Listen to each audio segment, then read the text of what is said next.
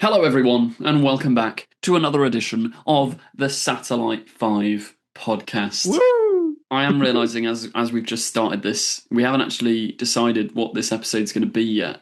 You guys can pick live. You can pick Elise's choice, which was... I suggested... Well, Joe was like, let's rank Series 3, and I was like, look, guys, we're coming off the back of Elise week here. We've got to ride the coattails. We're going to need to give it something. So I think the people would be more interested in hearing us fight to the death over ranking series. Like, what's our, we go up. Like, what is the worst? What is in the middle? I think the middle is the less defined bit, really, isn't it? Should we also, I was wondering, do you want to quickly address... What we'll do, we'll reconvene. I'm going to play the title sequence now. We're going to write out our list of episodes, and then we'll properly start. Wait, I thought we were doing a list of series. Right, I'm just asking. I don't want to do the wrong thing. I want to know what Barry wants to address. Is it the email that you got, Joe, and the invitation? Oh my god, yeah, guys, we've got an invite to someone's birthday party. We're not going to go. It's happening again. That's what they called it last time.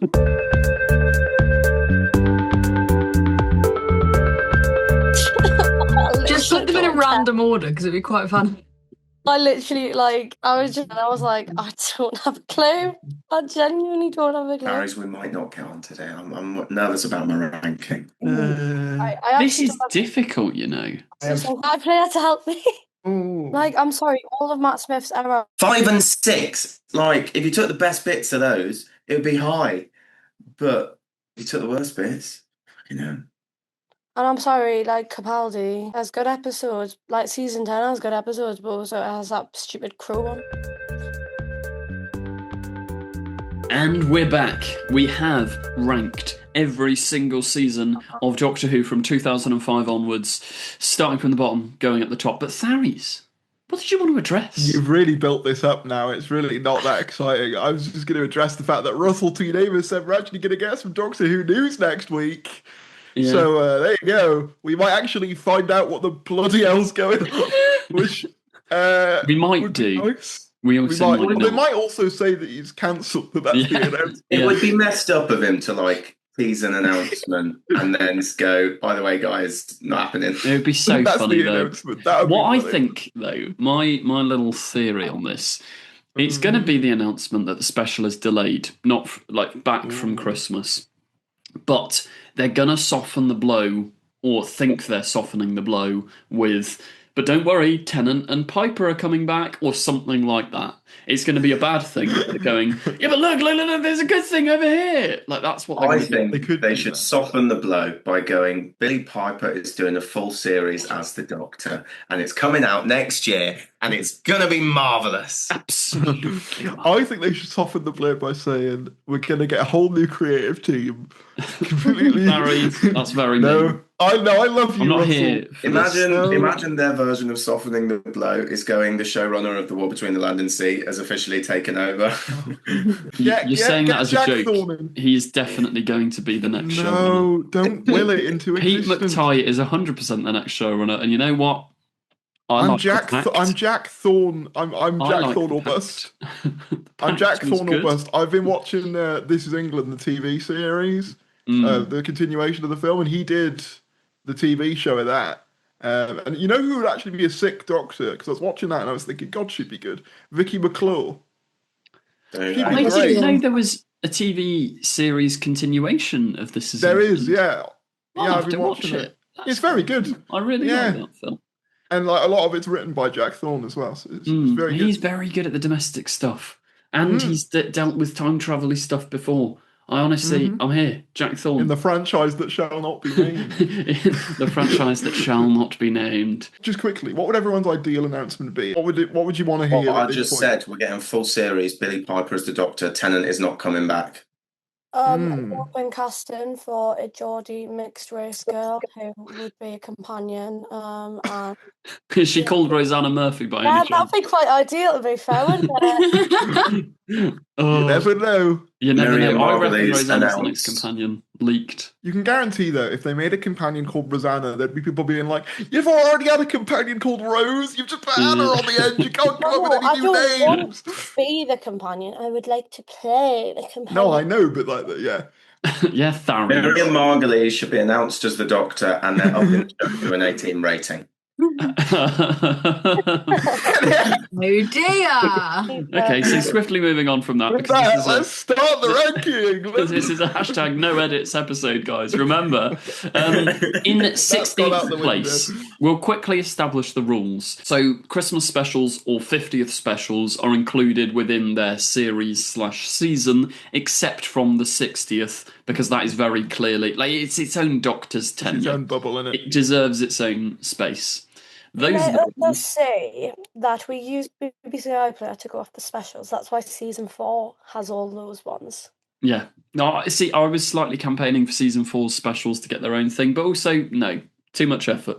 We don't want to be here all evening. Also, it's worth saying as well that, like, I think it's the same for all of us, but my opinions on this change quite regularly. I changed in the last 5 minutes when I started watching and I ended it. Yeah. I mean, my top 3 are basically interchangeable, I think. Like, no, my tops are tops, but my middles are like. Yeah, the middle is the bit that I struggle with. It is tricky, but shall we kick it off with Rosanna? You take it away. Yeah, at the bottom of the bottom, 16th place. What series have you gone with? What do you think it is? I genuinely don't know. It's definitely a Jodie one, but it's working out which Jodie one for you. 30. I think it's Flux. Is it? Yeah. Is it Flux? Because also that season it's called like the Sea Devil Shite, whatever that is. The Sea Devil. That's what they should have called it. Because that's what it is. Legend of the Sea Devils. Is that? I literally only ranked the Jodie. I was like, I hate all of them, so I'm just going to rank my favourite episodes. And that's how they went for the seasons. Fair. I don't think anyone else, that's going to be unique. Does anyone else have Flux at the bottom? No. Yeah, I think it's a mess. Yeah, I think at least series, in terms of, well, I won't spoil it, but it is my least favourite out of the Jodies and clearly all of Doctor Who, because there's no point to it. It is completely arbitrary. Like, you could take it out of Doctor Who and it really wouldn't change anything. But the thing with Flux is, like, everyone there was having a good time. They wanted to be there. The first episode I was excited on the first episode, but I was also excited on the first episode of Series 10, Series 11, Series 14 and Series 15. You're also wrong. Like, I cannot tell you all of the episode titles in Flux. No. But you say it doesn't have impact. That has literally had a knock-on effect throughout the Disney era. We wouldn't, without Flux, have that best scene in Wild Blue Yonder, where Tennant shouts, like, "It wasn't your fault!" And I know! Like, that's great stuff. I don't care. But is that really a compliment to Flux, or the ability of a different writer to build something out of it worthwhile? You know what I mean? Like Flux. I'm sorry, guys. No, it's fair enough. Sorry. I'm just saying. Apart from the Vanquishers. Vanquishers is the whole thing is a mess. The whole Halloween Apocalypse banger. No, that's just what's it called? War of the Sontarans. War of the Sontarans is genuinely one of the best episodes of Jodie's era. Like, it's. I get what Elise is saying though, because I agree. I like War of the Sontarans, but the issue is I can never rewatch it because I'm always just sat there going, "Oh yeah," and that's where all this bollocks ends up. Do you know what I mean? Whenever they do triangles, I'm it's ruined on a rewatch. You can't triangles. Do it. Priest triangle. What a guy. You know what I mean? They are just a bunch of triangles going. Ooh. I love that though. That's so Hitchhiker's Guide. That's Douglas Adams. Priest triangle going around for no reason. It's like, cool. Why not? Flux, and the reason I didn't put it bottom is that it's trying something. Do you know what I mean? I don't think it succeeded in a lot of ways, but it's like it's trying to do something a bit different. And that's why I didn't put it bottom. Granted, I didn't put it much higher than bottom, but I didn't put it bottom. Sorry, me bacon butty. What I was going to say, though, was that with Jodie, I was like, oh, they're all shit. But actually, when I looked at the seasons, I think it was like season 13 has one of my only Jodie episodes that I like. And then season 12 has like the 2 episodes that are mid. Which one do you like from 13? Rio Diodati. So that's 12. That's 12. That's what she meant, clearly. Yeah, shut up. Shut up. Hashtag owned. But yeah. You know what I mean? So I did it based on what episodes make me feel like good. Yeah. And then I was looking at Flux, and I've never rewatched it. Like, I don't. And well, according to you on half the podcasts, you've never seen Legend of the Sea Devils either. So it's like. Yeah. To be fair, she did just call it the Sea Devil shite. So to be fair, if I could block it from my memory and pretend like I'd never seen it, I don't even hate it. You know, I have fond memories. Nothing happens. Yeah, but also like loads boring. But it's boring. I can't deal with my boring shit. She did a shite job. All I'm saying is, right, that I was really excited for it because I was like, oh my god, like a Doctor Who episode that's actually like based in Asia. I think I watched the first 5 minutes. I was like, God, this is truly awful. But also, the acting, the CGI. I don't know. I give benefit of the doubt. Chris Chibnall said on many a podcast, he has said that disaster went on behind the scenes there because of COVID. It almost never happened. They had to power through. Disaster goes on every single fucking day of my life, Joe, and I still turn up to this podcast with a smile on my face and respond to the viewers in the live chat. You just get on with it. I'll tell you what. I don't hate Flux. A disaster may have happened behind the scenes, but a disaster also happened in front of our eyes as well. So I think, two things. Okay, so what else? Who else is? Because I think I might be the only person with a non-Jodie series at the bottom. Well, I know what. If it's not Jodie, it'll be Shooty then. What did you put? Artie, what have you got? I went with Shooty Series 1. And I only put it below Flux because I can't tell you one thing that happened in Flux. So it can't be offensively bad. But Shooty Series 1, the Empire of Death, Is that what you went for, Joe? Elise, you came for Flux. Series 6. You dare! What? Series 6. No! You have episodes where people are made of spunk. You have rubbish happening left, right, and centre. River Song is. I love Alex Kingston, but it is so cringe. Stop telling us about what goes on behind closed doors with you and the Doctor for 5 minutes, please. It is a mess. It is an absolute mess. Though. I can understand. I will say the bottom. I would like. I'm a Series 6 hater. I didn't even make bottom half of Series 6. That's crazy. These bottom ones are also relatively interchangeable, but you did this for the controversy. Series 6 annoys me.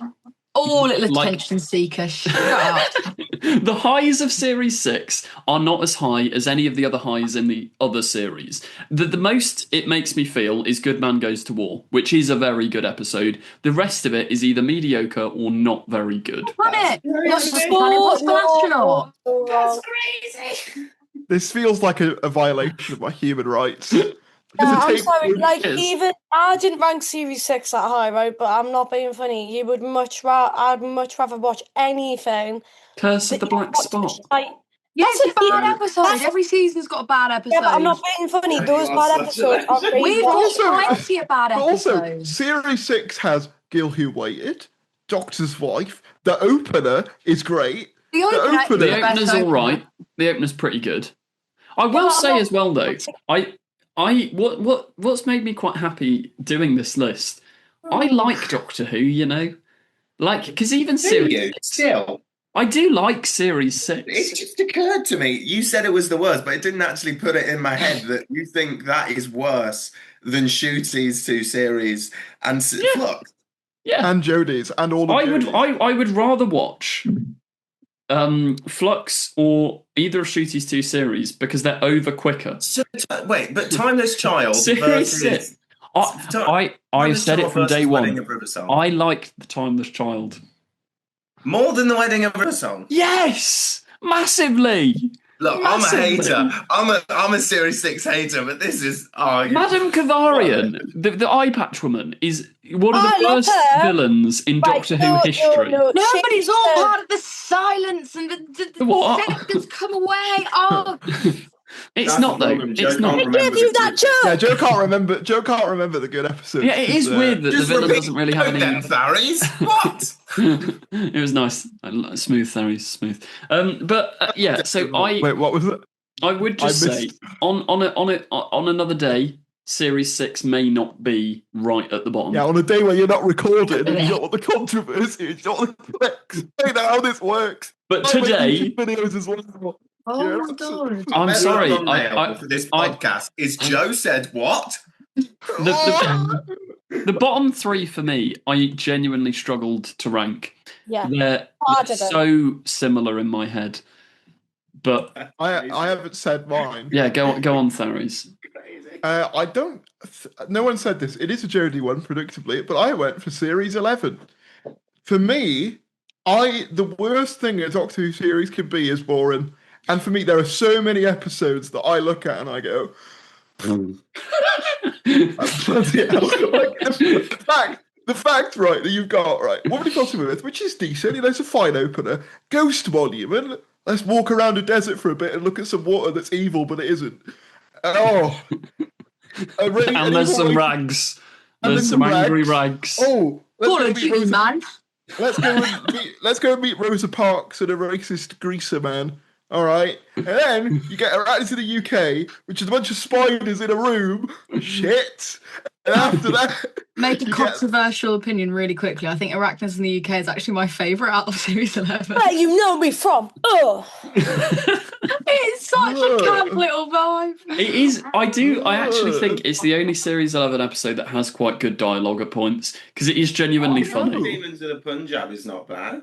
No, it's not my favourite at all. It's too much like an ITV, a terrible ITV period drama that they just slapped the Doctor in and gone, there you go. The acting in that episode is shit. Yeah, Witchfinders, terrible. No, that's not that bad. No, it just slowly gets worse and worse. Witchfinders, you start with a good episode, and then it just sort of drags you really slowly. Yeah. Oh, never mind. And it was like that episode has like Alan what's his face and like fucking Janice from Benidorm. Like it had so many like amazing things, and I was like, yes, the Doctor's gonna be a woman and get trialed and whatever. No, and it was so much more boring. Also, battle around Skorad Koloff. Shut up about your grandma. I liked Grace. Talking about, not Grace, the grandma of the woman in the Witchfinders. Why is Series 11 is so grandma oriented?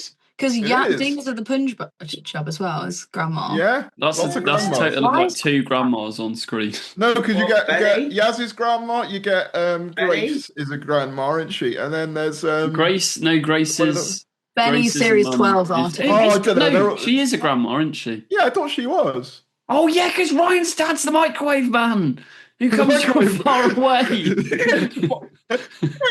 the microwave man. But that is why, I can't lie, you complain about Branskorav Kolos. Resolution is the actual Series 11 finale, and I actually like that episode quite a lot. Even then, you get... Resolution. The Wi-Fi's gone off. Dark story. What are we going to do? We'll have to I don't mind have a conversation. But that whole series, it's so dry. It's like dry, stale bread. But this is a nice transition, actually, because in the next spot, I have Series 11. So do I.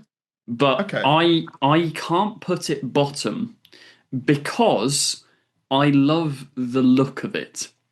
It is one of the most visually nice looking series Doctor Who has ever done. I may even go as far as to say it is the best looking series we've ever had. I don't know whether I quite agree. I think some bits of it are. Like the bits of like Woman Who Fell to Earth, I'll give it to you. Ghost like the bits Monument with the drones and the there are like great shots in there. It's fantastic for if anyone watches the Amazing Shots YouTube channel, just an absolute vibe while you're getting work done. There's fantastic fodder in there for that. But all of the normal stuff is... And also, let's not forget, this is when this trend began, where we would slowly sort of... closer and closer I saw someone on TikTok edit the... They did sometimes I Think We're All Your Children was edited by Chris Chibnall, and they just zoomed into everyone's face. Sometimes I Think We're All Your Children. I do love though. When I interviewed Jamie Magnus Stone, who directed a bunch of Series 12 and Flux, he literally said Chibnall would sit there in the edit. They hadn't even filmed it that close, but he'd go, Can we just zoom in a bit more? Can we just even closer? But I like the anamorphic lenses, and obviously Series 12 is where the lens flares. Oh, hello. Series 12 is where the lens flares get obnoxious. Yeah, where your camera mouth flew away. Series 12, the lens flares are too much, but Series 11, they're quite good. I also find with season 11 though, the reason it had so much potential, and because it just went down, I was just thinking about the rags, that is a villain. And the thing is with season 13, it has shite episodes doing it, even worse episodes. But Orphan 55, but at least they're a little bit more substance, a bit more iconic. And I feel like season 11, everything's flat and boring. Apart from fucking, I quite like the opener. There's no through thread of Series 11 as well. The only real thing is, Ryan and his granddad don't like each other very much. And then as soon as they do, it's like, well, that character point is over. And they are just suddenly there for no reason. Yaz, to be fair, Yaz is building. It's like, we are going to do something with this character, but not yet. But not for another 2 series. It's not another 2 series. And then they just do this whole thing. And it's like, Tim Shaw's come back. Oh my God. Did you guys not predict this? Because what? Wow, it's Tim Shaw crazy. Everyone was so hyped for Tim Shaw to come back. Everyone was. Is Series 11 the one where Graham goes, "Oh, doctor, I've got cancer"? That's Series 12. That's 12. Oh, okay. This is the thing. Series 11 is relatively inoffensive, but there are some very good ideas. I love the Solitract. I love. There's loads of Resolution has some really cool stuff in. I don't hate it. I think though fundamentally for me, I think it's what Rosanna said. There's more to latch onto in the others. It's why I put it above Flux, because, spoiler, I guess, my next one is Flux. So I basically just did the inverse of what you guys did. And the reason is just, there's something there with Flux. There's some meat on the bone. The meat is kind of a rotting carcass of an animal, but there's some meat on the bone there. Whereas with Series 11, it's so I don't know. It is how is stale bread. It's you say that. I disagree with that. Series 11 is a nice breath of fresh air, because what I do really respect is it felt new. Doctor Who don't think it did. That time, no, but it did. Doctor Who desperately needed something new. I disagree. I remember those trailers. There wasn't anything nostalgic in the trailers, but I was like, you know what? I'm here for a fresh take on Doctor Who. We've had the same sort of thing over and the problem is now that the Russell era's happened again, there's some really good stories in the new Russell era, but it does just feel like the show's doing what it's done from 2005 to 2017. The Whittaker era felt different. I have always disagreed with the notion that Series 11 feels fresh, because fundamentally its stories are structurally and format-wise very traditional Doctor Who fare.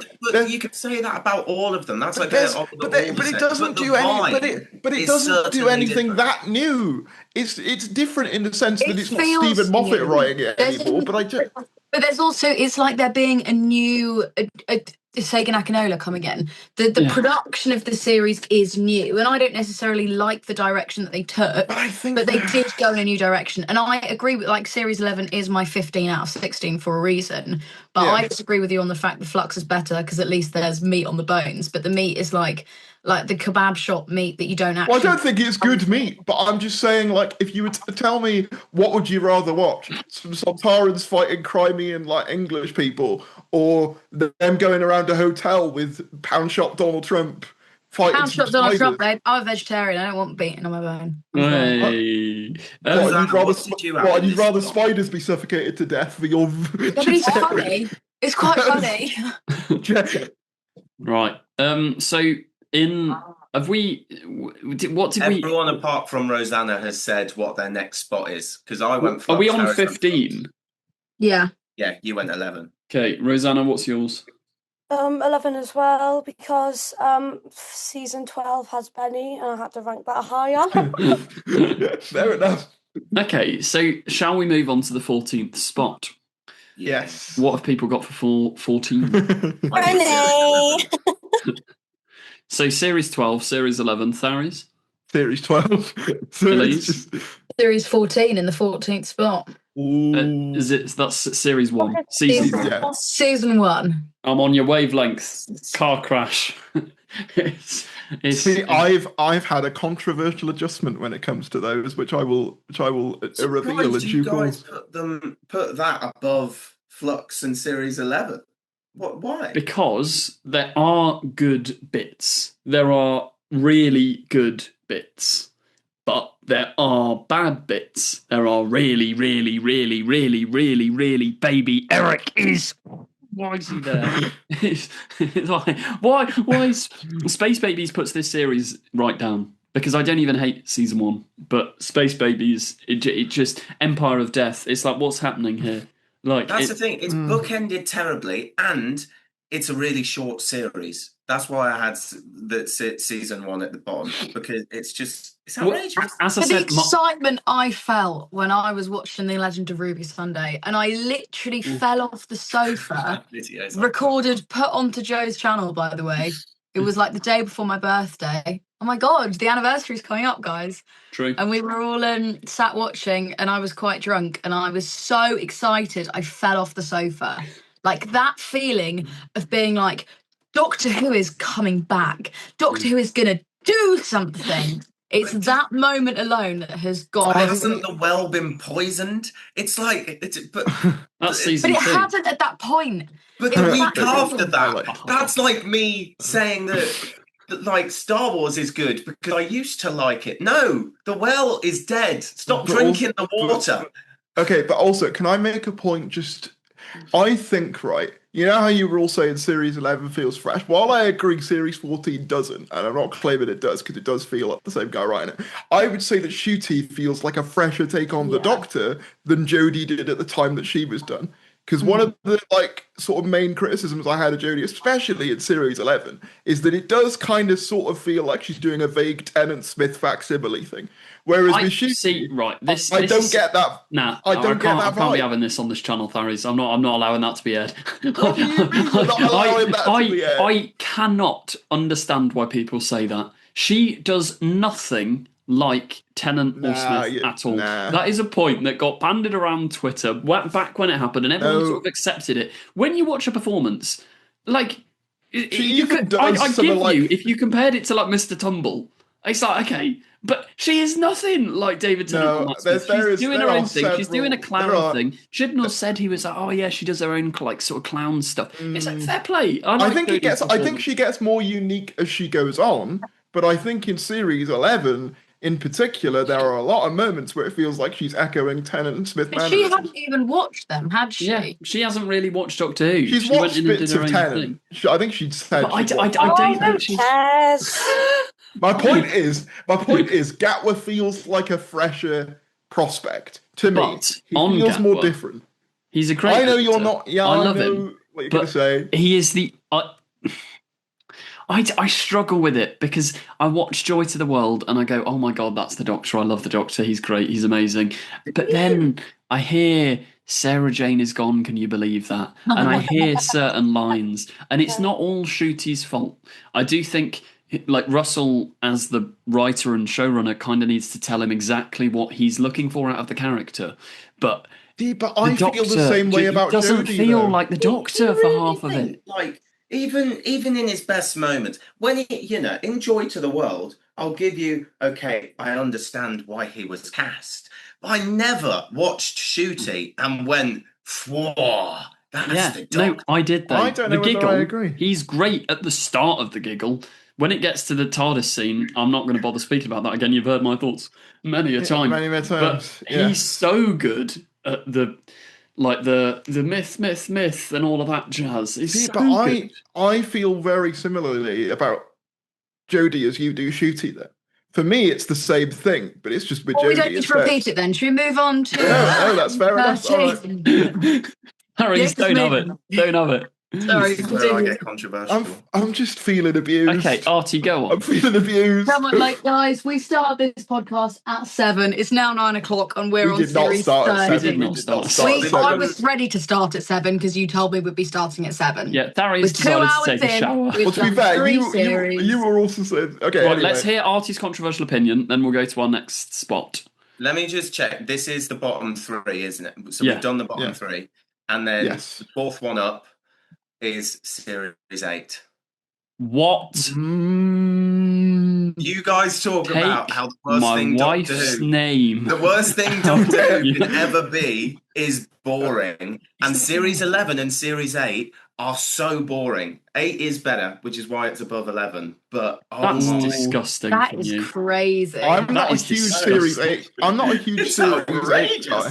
I'm not a huge Series 8 guy, but that feels like that's too far. Series 8? You did it really high. I've put it high-ish because I go so many times.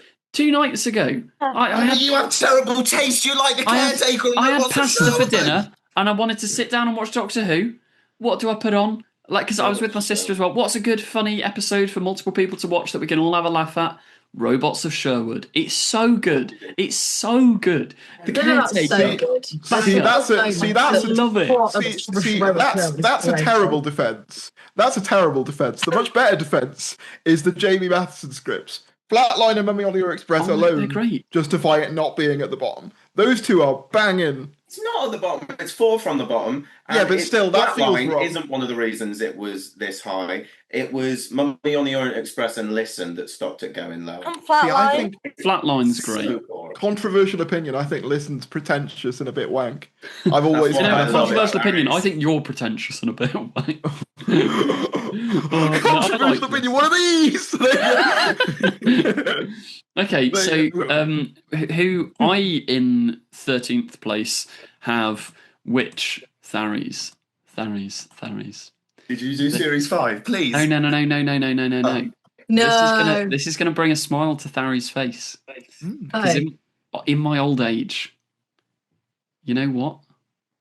Series 12 has to go here, meaning that our old argument. I actually think Series 5 is better than Series 12 these days. Okay, viewers. When me and Joe first started collaborating, this piece of shit would genuinely try and tell me that Series 12 was better than Series 5. And I looked at him and I was like, what planet are you living on? That's contrarian. But you know what? Well, no, I think there was... I liked the Jodie era when it was airing, but in retrospect, now that I'm not, within it, and I just don't find myself gravitating towards those episodes much. I still like, this is the thing, I genuinely do like all of these series. Like, I would happily watch any of them, but Series 12 has gone down in my estimations recently, which is a shame, because I also think I liked it at the time because I was like, oh my God, Chibnall, he's got this 5-year plan. He's so clever. The Timeless Child, it's going to be an allegory for the British Empire. It's going to go and do all these cool things. And then instead we got Bell and Vinder. So if it had done that, I probably would rate it higher. But they don't do anything with it. That's the issue. Yeah, my 13th spot is Series 12 because there are some stinky stinkers in there. But overall, I don't actually think it's that bad. The stinkers are funny. I'm sorry. I think Orphan 55 is such a fun episode to watch.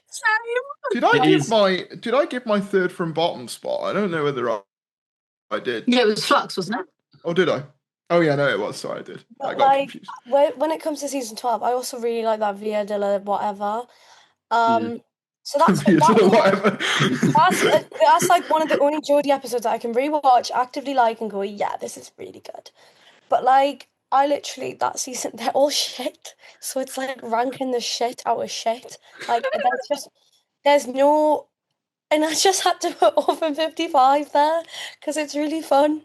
We talk a lot about. Is it? No, Spyfall's I like Spyfall. Because the thing is, we talk about a lot though. Yeah. Sarah Jane is gone. Can you believe that for a second? Which is a bad line, delivered poorly. But no line in Doctor Who will ever be as bad as perception filter. Very easy to jam. Now they'll see the real you. Good luck. As she sends him to the Nazis. I'm sorry. That is terrible. Insane, by the way. Insane. See, the problem is, when you said that, I genuinely had so many lines come to mind that I'd forgotten about that specific one. But like, you have the Graham Cancer stuff. You also have what does she say to the lone Cyberman in Ascension of the Cybermen. Oh yes, she says. She says, "Quite the grudge you've got against humanity, especially considering you used to be one." Which is just like me when I used to be a humanity. What does that mean? Doesn't mean anything. It also, I'll just give you a fun bit of trivia as well, which I found out from a George Sheard leak video back in the day. That's when Ace Creeper was still alive. Our founding father, George Sheard, George Washington. But I don't know. Did you know, which absolutely it is so shocking that they've recorded it, but also hilarious. You know how in Spyfall Part 2 they're with what's her name? The coding woman. Not Ada Lovelace, the other one. Noreen Yat Khan. Yeah, they're with Noreen Yat Khan. Yes, I know what you're going to say. I think I know they what you're filmed her being taken to a concentration camp and killed. They actually filmed it, and the actor posted a selfie going, "Just filmed my death scene on Instagram." And then obviously someone thankfully went, "Huh?" and cut it from the final episode. But out there exists the rushes of that, which is just like, what? I'm in shock. It's just like, what? I'm sorry. As bad as a lot of the There's a hell of a lot of things in bad taste, but that might be. I think that is a level to which I don't know, man. That's crazy. We don't know what the scene itself. I don't know what they were smoking in the Doctor Who department, but like, quite frankly, I want to see what the scene is. Like, is there any way that maybe it was somewhat respectful? The thing that baffles me is that's in the same episode where you've got the Master going, "Kneel before me, Doctor." So I'm just imagining like the total whiplash between the Doctor going, and the Master going, "Oh look, I'm shrinking all these people. Look at me go," to the Holocaust. Like God. Tones all over the place. It sounds like one of those really rubbish Doctor Who fan films. Not Echoes, the other really rubbish ones, but just the way that they just do 9/11 things. Like, why not? We'll just throw a concentration camp in there. It is utterly bizarre. I mean, I do have to say, Sasha, I really like as the Master. I think he is fun. He's classic Who, but he is. I just wish. I am going to do that generic complaint of I wish they hadn't have just ignored all the Missy stuff. Do you know what I mean? I like Dewan a lot, but even if they'd have just said him finding out about the Timeless Child made him go crazy again following Missy, I'd be like, do you know what? He's before Missy. No, this is the thing, though. I enjoyed this era right, guys? A lot more before we had answers, or lack thereof, because when Series 12 was coming out, it was so clear, at least in my mind, this is a genius play because he's got the bow tie, he's got the tweed, he's got the quiff, he's not good. This is the 11th Doctor's Master, but facing Missy, because you get the two old Scottish people, you get John Sim, and they're always co-aligning. This was clearly Matt Smith's but no, it's sort of coincidental and it doesn't lead anywhere. But at the time, I had so many theories, and I loved that maybe I was just doing my homework. I was just doing extra homework to enjoy the episodes. But it's Series 12 hasn't aged fantastically. But there are some good moments, and it's a little bit more memorable than Season 11. That's true. I would agree. Can I do my fourth from bottom? Yeah, me too. Because mine is different to any that's been before. Mm-hmm. I put Season 2 or Series 15. Me too. No, not Series 2, yeah. Yeah, I've also done Season 2. No. Because the funny thing is, for the longest time, Season 2 was above Season 1 for me. For the longest time. But having thought about it, I think Season 1 has a slightly stronger episode lineup, in my opinion. That's mad. I genuinely will stand by this. Yeah, I will agree with you. Robot Revolution is better than Space Babies, and Lux is better than Devil's Called. But realistically, Boom versus The Whale, I think Boom is stronger. It's more unique. 73 Yards versus Lucky Day. For me, 73 Yards is more interesting. I think Lucky Day is a bit... Yes and no. Episode 5, Story in the Engine, and then versus Dot and Bubble. For me... I think Story of the Engine's a bit like it's a bit too much like a play. And then you also get Interstellar Song Contest against Rogue, and Rogue is just so much less dodgy in all of its ways. And I think the finales, like no, but that's what I'm saying. But I would argue though, the reality war. Though I know that we've sort of come to terms with it. We've gone through therapy, like the 14th Doctor for the reality war. It's a year and a day old, by the way. It's a year and a day old, but fundamentally, that is what purged Doctor Who into the wilderness gap. No. But it is. The reality war makes some crazy decisions, but on day one, and I'll stand by it, they put a steering wheel on a skyscraper. It is such a fun finale. It makes terrible decisions, but it is a fun finale. Empire of Death is what killed it. Space Babies plus Empire of Death is what killed this iteration of Doctor Who. You cannot argue it's the reality war. The reality war, it's too late. No one was watching by then anyway. No, but I think the final image, even though I've gotten over it, the final image of Billie Piper re-emerging after Gatwa's departure. Oh, hello there. It's such a symbol. Do you know what I mean? It may not be the cause. It's great. Oh it may not be the cause. It may not be a cause, it may just be a symptom, but my God, is it not just emblematic of... But, okay, the other thing I want to say quickly as well is as bad as Empire of Death is, and I am no fan of Empire of Death, at the very least, it does something to try and resolve like Ruby's kind of whole family thing. It's not good, but at least it doesn't completely rewrite the companion's whole character at the end. I'm with you. Like, I don't like Empire of... Thank you, Elise. That's all right. Solidarity. Not my microphone. I honestly don't know whether there's just a switch in my brain. They serve the companion in the box. Yeah, but I think they say the word Omega, and I'm like, okay, but it's not good, Joe. Joe, it's not good. But it's so much fun. Neither of them are good. But the reality war is so much fun. It's batshit mental. And also, like, I'm sorry, when Billie Piper came on screen, I freaked out. I was cheering and laughing and just so fascinated with the muddle the show had got into. It is emblematic of why it's exciting to be a Doctor Who fan, because the show's gone mental. It's also right. What? Here's a good comparison. Imagine Doctor Who is my son. Okay, they had a very good. Sometimes I think we're all your children. They had a very good childhood, but when I gave them a load of money, I went, "Go, my son, buy your own house." They had so much money, and instead of buying a house, they went gambling. Why would you do that with that Series 1? You've let me down, my son. But when we get to Reality War, I'm going to defend my son here. My son was backed into a corner. I wish that didn't happen, but I understand why he did. He was struggling. He was put in a corner. What are you going with this? That's the end of it. Without Billie Piper coming back, because that was done 2 weeks before, Shooty chose to dip. Shooty just went, I don't care anymore. I'm off. Billie Piper is what has kept Doctor Who on air. Without her, they'd have just faded to black and the show would not be back. I am not blaming Shooty for leaving, though. Like, I'm sorry. Like, I do not blame him. It's not entirely anyone's fault, though. That's the tragedy of it. And that's why I understand that it is bad, because it was put in a terrible position. No, but you didn't have to do Billie Piper, though.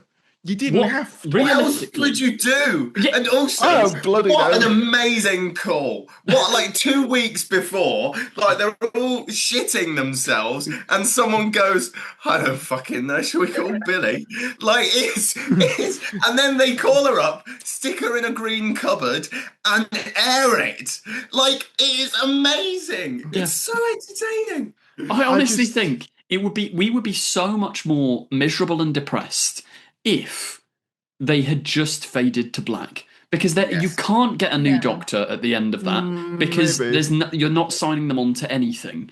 The only option is either fade to black, keep Shooty on, but then you can't really keep him on because he's going to leave.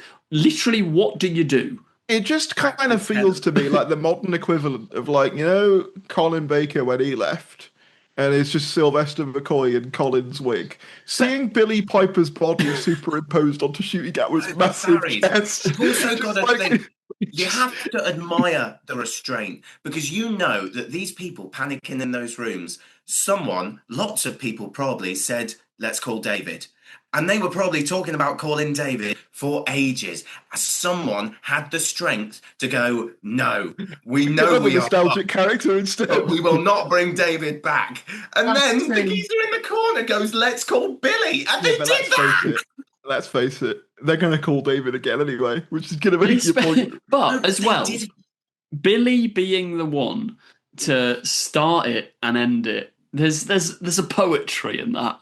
It's Russell and Billy started it and they ended it. I think it's profoundly depressing though. Like, she breathed life into it, and now she is the rotting carcass of its life being extinguished away. No, I think will bring life back. It could be good. I don't know. It hasn't happened yet. It might be good, but this year of Doctor Who Purgatory was kicked off by that episode, and I also just think, which is hang on, let me finish. Which is this is a mad thing to say, but I genuinely believe Empire of Death has more integrity, which is an insane thing to say about Empire of Death, but I genuinely think it at least has a thing it's trying to do. No, it has a thing it's trying to do, and it a steering wheel on a fucking skyscraper. This is the thing. If you're going to do a bad finale, interesting that you give it oomph. The Doctor going around on the Green Goblin glider, cracking, music's banging. Them lot going, Project Indigo, I love you, like, just shut up and go. It's funny. The cut to the opposite side of that finale, Series 1. What does he do? He walks in a desert, meets up with a woman, goes, can I have your spoon? She goes, where's my baby? I've lost my baby. And he leaves. Counterpoint though. What's those that? Those clips of Pyramids of Mars are dead good though, aren't they? So Pyramids of Mars on an iPad. Oh, what's my baby? I've lost my baby. Well, yeah, in this series they do lose a baby, and then he literally dies to bring it back. No, what's the thing with season 1? That was my listing. I think it's better. I think it's worse than season 2 because Which is better, series 1 or season 1 or season 2? I put season 1 and then I put season 2. So season 1 is worse. Season 1 is worse. She's ranked season 1 now. Okay. I've ranked season 2 now, but I think it. But I've only ranked season 2 has 1. What's it called? It has that Mr. Ring-a-Ding. Yeah. It has the one that I literally can't remember. I give up, guys. This is the thing that we enjoyed season 2 until the finale. Until Interstellar. That's why it's above season 1 for me. Yeah. I just think the middle section's episodes are slightly stronger, even if I prefer the vibes of season 2, if that makes sense. Does that make sense? I think you might be right, but when you view a whole season, you've got to look at how it leaves. No, I agree. I get that. But I also think let's move on, because we could be here all evening. I think this is going to be semi-quick fire, but we're in 12th position now, right? Mm-hmm. How fitting. Yeah. I went 12. Same. Fair. I didn't, actually. I didn't. Rosanna, what did you go with? Season 2. Tharies? I went for Series 7. Oh, wait, no, I didn't. Sorry. Really? No, I lied. I went for season 1, so I literally just did the opposite of what you guys There's not going to need to be much discussion here. I went for Flux. I feel like we've all discussed those. Yeah, we've talked about it. Makes sense. For all our Sorry, I was zoned out in the Empire of Death versus Reality War conversation, but we have had it 7 times on the podcast. Yeah, so. We'll move on. And Tharies is still wrong. No, Tharies is right, but I just don't want to talk about it anymore.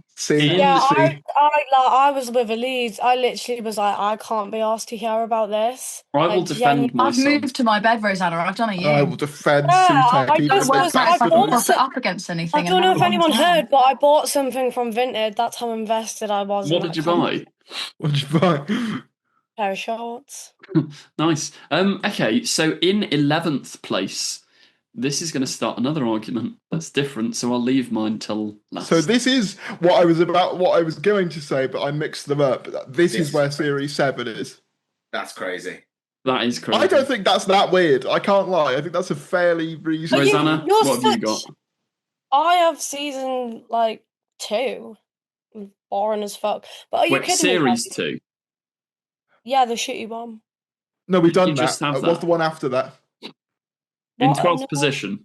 I'm being an idiot. I mean, 11th position. We're on 11 now. Oh, yeah. Season 10. So that's what I meant. What? You did what? Justice. I'm sorry. Who do you think? The Crows. The Crow episode. That is shockingly bad. To be fair, Joe, that one is bad. Joe just dropped there for a moment. The Puddle Girl. Bad. This is what you get for putting series 6 at the bottom. Right, can I talk, Faris? Yes, go for it. You got. I'll shut up. Puddle Girl. Hate Icon. her. I literally the finale's good. The 3-parter's good. Good. Everything else. It's perfect. Smile is shite. I'm sorry. You wouldn't know Art if it slapped you around the face. Smile is awful, and I remember watching it at the time, going, "I know it's Capaldi's last season, but what is it?" Like, no, you thought you were an edgy teenager. You're like, I don't like emojis. No, it is peak. Smile is like a 9 out of 10 episode. The pilot is an 8 out of 10 episode. The finale is the best thing Doctor Who has ever produced. Yeah, what Elise said.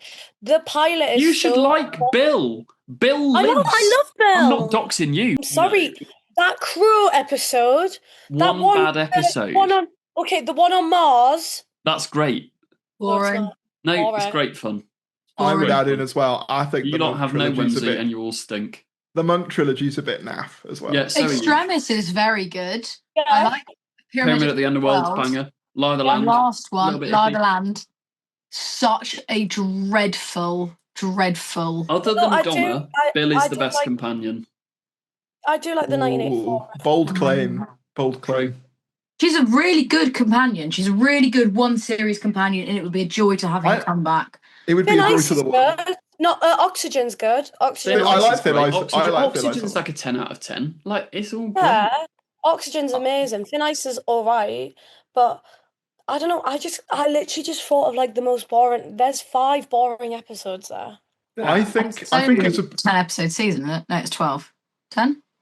No, 10. It's 12. 12 series 10. Well, technically 13/14, technically, because you've got the 2 Christmas specials because of the year gap. Twice Upon a Time is terrible. It's not terrible. That's my favourite thing that's happened on the podcast. I'm actually in shock. I think I put series 9 here.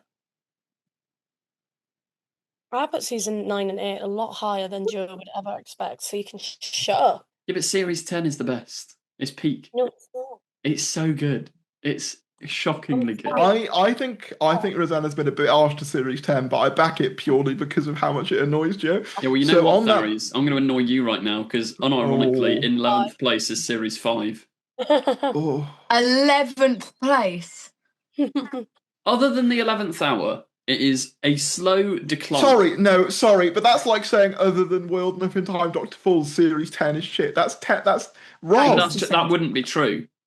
That wouldn't be true. Also, it's not true to say that 11th hour is 11th hour is 10 out of 10.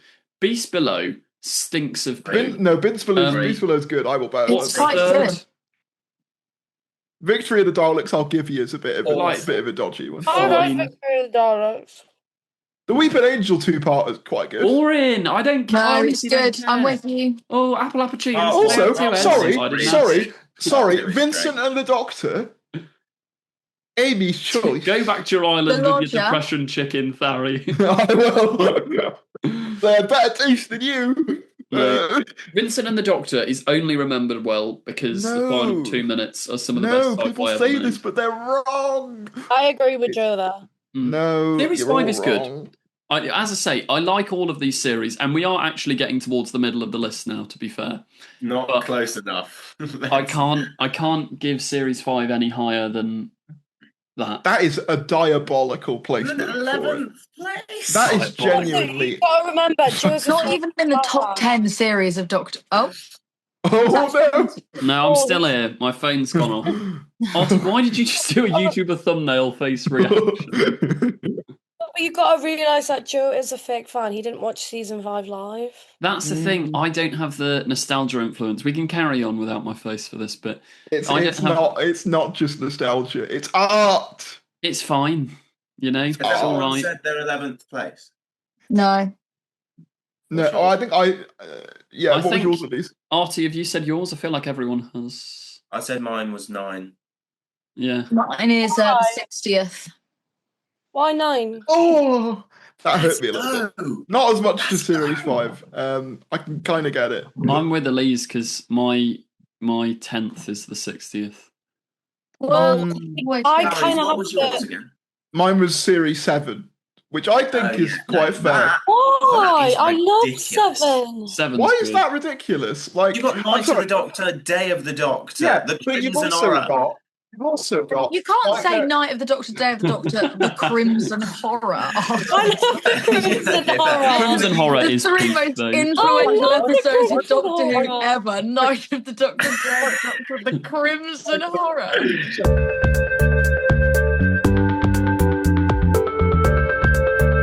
Now that we've accepted the birthday party invite, where were we? I was just saying Series 7, like realistically. Or the. hasn't- Sorry. What position are we in, though? I can't remember what number. Let's still 11th. We haven't moved on yet. Okay. Can I just say about 11? I had a point earlier. I can't remember what it is. I agree, you know. Very good point. No, I was I just thought saying. of it while we were having a wee break, and now I've forgotten again. I have a. I kind of agree with Joe with season 5 because I looked at my list and season 5 was my choice. Is your 10th? Yeah. Crazy. That's fair. No, it's fair. It's not that good. It's I told good. you that we would get on this The podcast. finale's rubbish. I'm Finale's hissing. dreadful. I hope you know I'm hissing. I'm hissing right now. I'm hissing. But Also, I'm sorry. are you going to sit there and finale's not genuinely? that bad. Are you The going to Big look me in the Bang eye and tell me that is- that is a good finale? The Big It's Bang is dreadful. dreadful. I don't think it's that bad. It's I don't. dreadful. I don't think it even breaks the bottom 5 finales of the show. What? It Yeah, but might that's not a tall order, is it? Doctor Big Who has some of the Bang. worst finales of all time. Yeah, but like something it might old, be my something third new, least something favourite. borrowed, and something blue, and then the TARDIS appears. Yeah, Beautiful it might. Ryan. Wait, this is the thing you say about like indifference.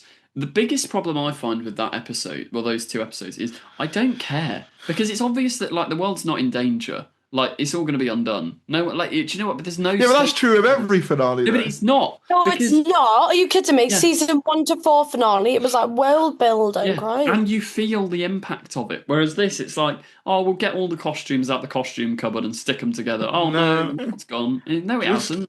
To add on Series 7 quickly, I have a lot of nostalgia for it as a child, but realistically, I cannot put the series that has my favourite Doctor go, an enigma wrapped into a skirt that's just a little bit too tight, that high. Like, I'm sorry, Okay. that's a There's a couple of violation. questionable lines that we can Well, we'll admit he that. slaps her on the arse every episode, man. It's getting a bit There's a too couple of much. questionable moments.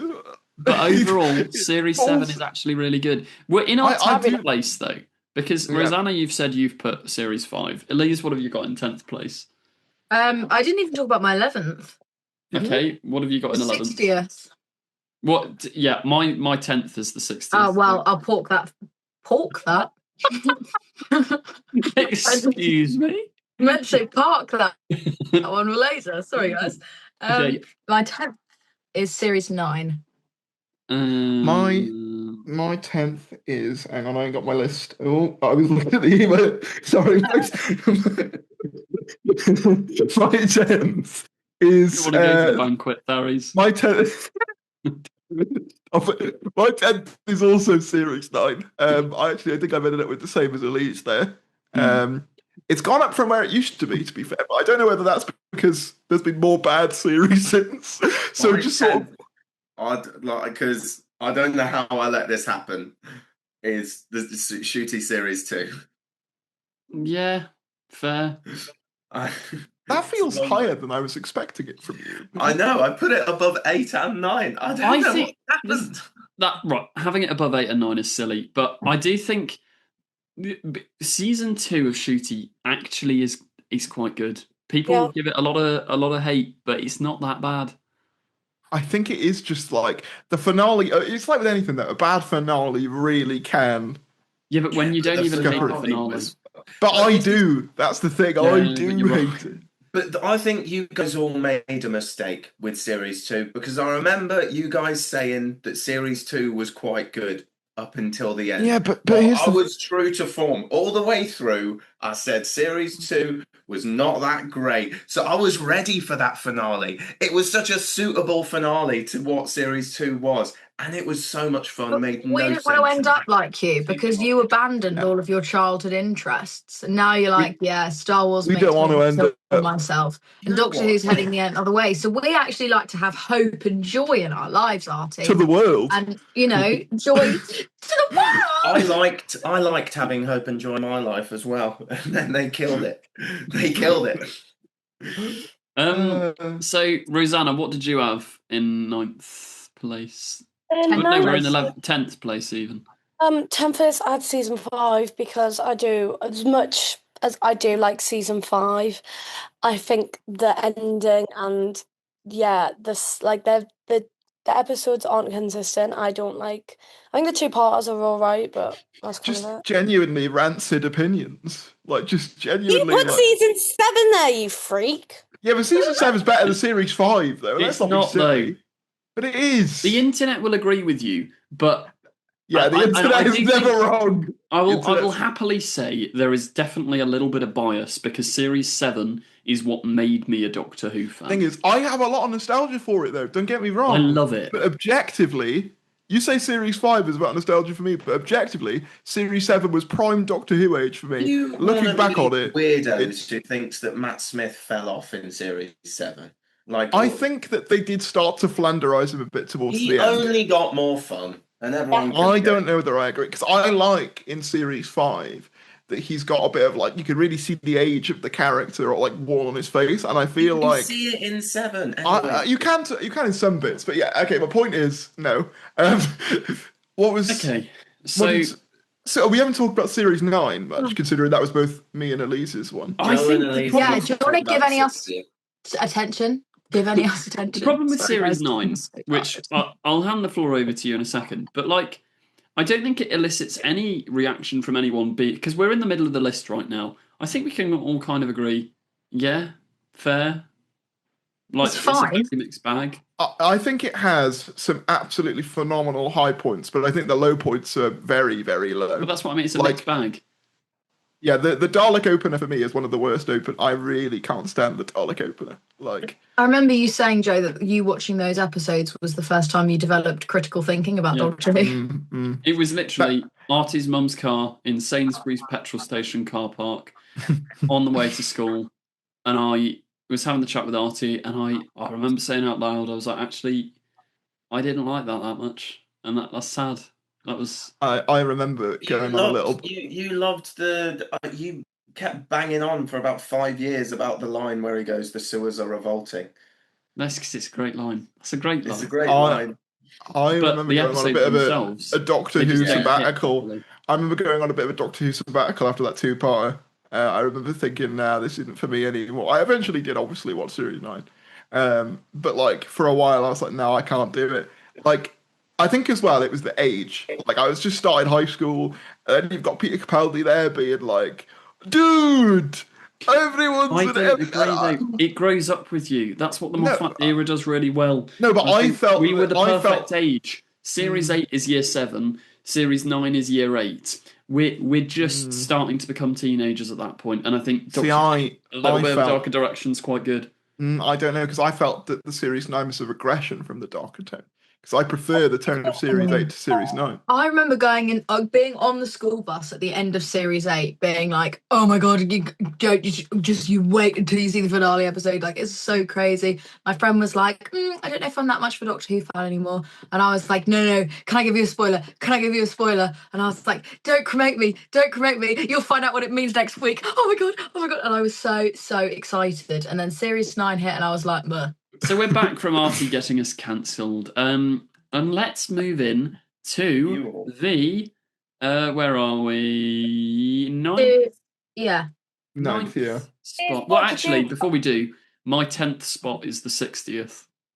Because yeah, you can't put the 60th. Yeah, why? I think it deserves middling because it has really good bits, but really bad bits. So it's like a weird little. Yeah, I 65 than I thought it was going to be, but I just did not like. I did not really enjoy watching the 60th. When, like that first episode, I was quite cool, to be fair. The first one, because we had your uni place to watch it. Joe got us a lecture hall and we watched it there. But I remember being sat there like, because that was the point where I had really developed critical thinking about Doctor Who. Because I was just very sour generally as a person. I think I was depressed at the time. I didn't enjoy watching the series. Ha ha ha. I also feel like with the 60th, like the highs are high, but the fact that I can't get over the Donna, Rose, and whatever being the meta, like I just couldn't get over that, and I just was like, okay. It is. See, I don't mind them splitting up the Meta Crisis. No, it's just the way that they go about it. Yeah, no, I agree. That's what Rosanna's getting at, because I agree. You can do basically anything if you do it well, but there are some absolute stinkers in the 60th. See, I wouldn't say stinkers. But like, although the plot stuff, it wasn't big and grand, and it didn't feel like an anniversary. When Wild Blue Yonder came out, my brother and I had wanted to see another episode of Series 4 for about 10 years, and we got one, and it was that might be one of my favourite hours of television ever. It was magic. That was spooky as well. We had it on a projector in our house, Riley, Artie. We had a projector against a wall, and I was spooked. I was really scared. I just did. Pardon? Sorry, carry on. You said you're a wimp. You said you're a wimp. Getting scared. Guys, I can't lie. It is so warm in my bedroom, and I've had a glass of wine and a couple of shots of limoncello. I'm a bit clocked out, but I'm trying my best, so don't be mean. Yeah, you tell them. Yeah, you tell me. Rosanna, what was your one? My 9th one was the 60th, because it's like I couldn't get Rose is such a bad character. She's not a bad actor though. She's just bad in Doctor Who. She's good in Heartstopper. Yeah, it's weird. And like I felt like sometimes it was very nostalgia baiting, but then other times it was its own thing, and I did love majority of it, but I just couldn't get behind certain things. I mean, it's higher than some other things, so. It's the part that really annoys me and almost makes me want to put it lower on the list than it is that it has such potential. And it's a difficult one to talk about without getting into controversies, because people online always go, oh, the politics of Doctor Who. Let's establish this immediately. Yes, Doctor Who has always been woke, definitionally, and that is a good thing. Doctor Who is a progressive show, and that is good. But when it is being written in a way that comes across as a bit boomery, and it's done with the right intentions, but the meep pronoun stuff, the binary, non-binary, the something a male presenting Time Lord would never understand, these are all things that just give cannon fodder to right-wing reactionaries. It doesn't help anything. It's like, obviously, I'm not going to go down the whole rant again, but Alan in the season 2, that if you're going to do an episode about incels, make something that comments on incels. Don't just go, ooh, incels bad. Yeah, you're just preaching to the choir. No one watching Doctor Who. Like, do you know what I mean? Like, it's just, and that really, really. I don't know. Are you seriously saying that there are no incels in the Doctor? People watching Doctor Who? Yeah, that's why I stopped that sentence, because there probably are them watching, and they don't. Like, the last thing you want to do is turn them away and radicalise them even further. No, I get what you're saying. You are right. I just think as well, though, it's so like with a fantasy show, a sci-fi show, you have to be able to suspend your belief, and I'm willing to do that quite a long. I read a lot of books, guys. I read a lot of books. She reads her I'm reading my heightened books, actually, funnily enough. But I am very used to suspending my disbelief. I like things that are fantastical, and I like things that are science fiction. No matter what the comments on my Project Hail Mary video will tell you, I do like science fiction. I got another one today telling me that I was being racist. Hello. Yeah. You don't have to be racist against rock people, Elise. It's not. But but when you make a fantasy or a sci-fi show, you have to pay extra attention to the amount that you're giving people to believe in. and the language, all of the dialogue, not all of the dialogue, all of the dialogue surrounding the kind of progressive woke things is utterly ridiculous. That is not happening in real life. You do not have actual, like, it's this idea that, you know, every time you walk into a conversation, it's just, it's this idea that in the modern day, you meet someone on the street and they're like, what are your pronouns? That doesn't happen. Maybe if you're in like a business meeting and someone goes, my name's Elise, you can all address me as she, her. That scenario happens. You don't just, that doesn't happen. I've never in my life been at the pub and someone said, you're a male presenting human. You can't say that. It doesn't happen. Like, come, make it, give me realism. My thing is, I agree with you on the pronouns line and the lines like that. However, I would say that it does do lines that are not that. Because the lines of Sylvia saying, I just get it a bit wrong sometimes and I don't always know how to deal with it. That's why I said it's got really good bits and really bad bits, which is why it's in the middle. Because I also don't care enough to argue, so yeah, very sure. Those those bits are good. Those bits are good, but the problem is you have such bad bits. And what baffles me is I think we talked about Tiptoe briefly at the start of this podcast, but Russell is able to write. There's one moment in Tiptoe's first 2 episodes that is a bit cringe, where it's like, oh, no one of this generation actually speaks like that. There's a guy trying to sort of wiggle his way out of a job interview or whatever. But he writes the effect of technology on the younger generation really well in those first 2 episodes. Russell is capable of it, and I just don't understand why in the Star Beast it's like, do you know what I mean? It just feels out of touch, and it feels like you're not putting the story first. And like, do you know what I think? You're not going to create a good product if you're not thinking about the story. Trying to shoehorn in digs at certain people without anything interesting to say just furthers the division between. I get completely where you're coming from. I think for me, the 60th was like a right place, right time kind of thing. I really rate what they do with the 14th Doctor as a character. I think it's actually really quite interesting. The whole idea of like revisiting a face as kind of a metaphor for like burning out, I think is really interesting as like a kind of thing. And I'm sorry, obviously we've spoken about the Starbeast, but I love the Meep as a thing. Yeah. The Meep's great. The Meep's great. And then also with the Giggle, the toy maker's fantastic. Yeah. Like one of my favourite modernizations of a classic Who villain is like Neil Patrick Harris just absolutely having a blast.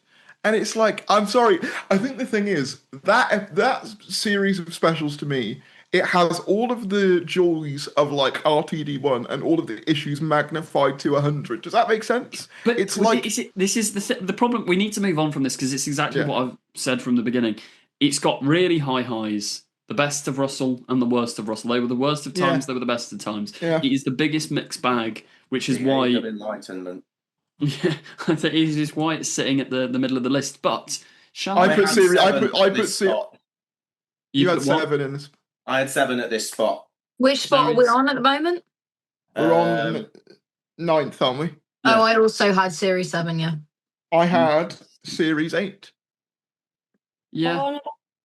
Rosanna? 7. 7. Interesting. I feel like this is... I haven't even done 8 yet. Christ. You were saying the middle of the list's difficult, but I feel like... Rosanna, we're on that was episode... No, that was spot number 9. Spot number 9, yeah. Oh, number 8, I put 6. Okay, we'll move on to number 8 then. So, Series 6 and number 8 for Rosanna. Fair play, you know. Fair play. What else have we got, guys? Series 10. Yeah. Do you want to take that back? I really think you should reevaluate your choice. You guys are disappointing. I love Wild Enough and Time the Doctor Falls. I love Oxygen. I really enjoy Extremis. What is the point of the rest of the season? Thin Ice is good. Pilot's a banger. Okay. Smile's a 10 out of 10. No, Thin Ice is a 10 out of 10. Where everything Knock's fun. Pilot is the most, we're setting up this character as a companion. By the way, now we go to introduce the companion enters TARDIS scene. Like it is It's so not like that at all. formulaic. No, it's not. I don't agree. It's the normal formula. I would say Series 10 is less formulaic than Series 11. This was one of the points I was going to say. I think Series 10 in some ways feels fresher than Series 11 does. Series 10 is some of the freshest the show. It's one of the reasons I love it so much. It feels different. Apart from the 3-parter, which is rubbish, I haven't put Series 10 here, by the way. The Crew episode. Apart from the 3-parter, one of the worst episodes ever. What's it? Yeah, he is a light. It's crap, to be fair. Like, even Joe will admit that he is a light. It's crap. That's the only episode I'd actually say isn't good in that series. I don't enjoy Smile. I think it's boring. Smile's great. No, and I don't like the guy that wrote it because he was mean to my friend. Who was the guy? My friend.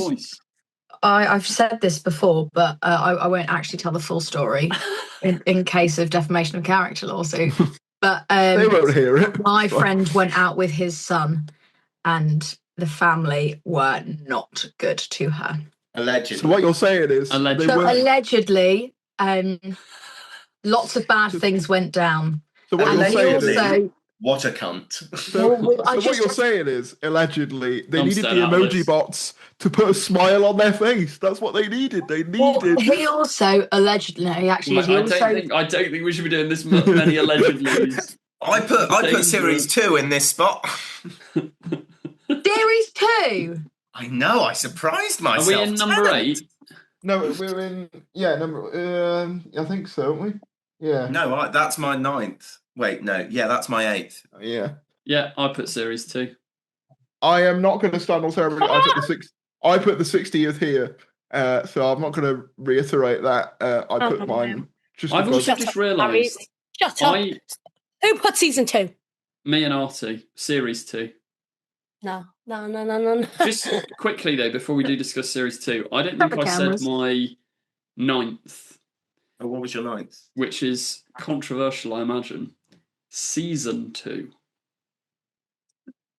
Oh, that was my 10th, sure. That's high up. That's higher than I thought it would be. Higher than I thought it would be, but when I actually think about it... That's crazy that's above Series 5. But when Series 6... It's got a lot of... And I love Belinda. That is rancid. Yeah, but Belinda gets a body fucking lobotomy by the end. Please die lobotomy at the end. I honestly think... me and Tharies, at some point, we should have just because a boxing match. They don't care enough. They tune out. But I want an in-depth. It's the next Satellite 2 with me and Tharies. We're going to sit for about 3.5 hours and come to the conclusion of which is better, Empire of Death or Reality War. Because I have so much to say. Because I'm not getting into it now because no one cares. I'm gonna research for the Satellite 2. I'm gonna JX a video essay. The funniest part about it is I don't like either. I think both are bad. It's like I just think one is slightly less bad than the other one. In 8th place, I've got Series 2, and so does Artie. Artie, why do you have it in 8th place? I have it in 8th place because I am absolutely in love with the Satan Pit and Doomsday. Apart from that, mid. Yeah. Like it's not that it's bad. It's not that it's bad. It's just that I was looking at the series and I was like, do you know what? I do enjoy that more. So David Tennant, my pride and joy. I'm very sorry. Series 2 is the weakest Tennant series. School Reunion. Also, the Cyberman 2-parter. To be fair, Cyberman 2-parter. I did forget School Reunion, but I think don't come at me. I think School Reunion gets so much credit because Serenine is a good character. I don't think it's that good. But it's a character episode. That's like saying if my grandma had wheels, she would have been a bike. No, it's not. It's like how Vincent and the Doctor is mid, Tharies. Yeah, but that's wrong as well. Even though some of the character work is great. And also, Sarah Jane is better in most other stuff than she is in School Reunion. And it's also, Sarah Jane is gone. Can you believe that? Okay. I think to leave on Doctor Who. The words she's mentioned, Sarah Jane is gone. Oh god! I love how you can clearly tell that Shugo had no idea who Sarah Jane was when he said that line either. It's like could have given him some context, given him a DVD to take home. Sarah Jane is gone. Can you believe that? But yeah, I think the thing is, we're actually now getting into the genuinely really good series. Yeah, that's the thing. It's getting difficult because we can't be that outraged at any position here now, really, because I think we're all going to be roughly. That's the thing. I feel like the mid tiers are picky, but the fact that you picked season 2, because I don't think that's that weird. I can't lie. Like, Yeah. it is the weakest RTD series. I'm sorry, but like season 6 and season 7 just don't. They're not as good as like the whole RTD. Joe just put series. He put season 2 and then series 2 one spot above it. That is crazy. That is diabolical. True. Well, that is not okay. Lux is as good as the best episodes of series 2. That is okay. I like Lux a lot. Lux is better than most of series 2. Yeah, maybe that's why I said the best episodes. Apart from the Satan Pit and the two-parter, I would put Lux above everything else. You'd put Lux above Girl in the Fireplace. Oh, that is good. My list is wrong. Don't listen to me. Series 2 is good, but let's move Can I do a random aside? Every time Artie puts that hat on, I'm imagining a certain hat of a certain president in the United States. I know it does. I know. How you look more Limp Bizkit? How do you do, fellow? He has. Am I young and hip enough to be in your film? He has a matching waterproof that genuinely makes him look like a RNLI lifeguard. It's like, why is he so orange? Look at it. Look at the orange. Anyway. Oh my god. What the hell is happening? I don't know, but I just want to say I really like season 6. I like the Goo Monster episodes. I like I even like the Cyberman 2-parter, so you can all suck it. Cyberman 2-parter? It's not a 2-parter. Cyberman 1-parter. It's not 2-parter. Shout out to the Cyberman 1-parter. Okay, in 7th spot, I have a Series 8, which I think is the What do I have? Fair enough. I have season 6.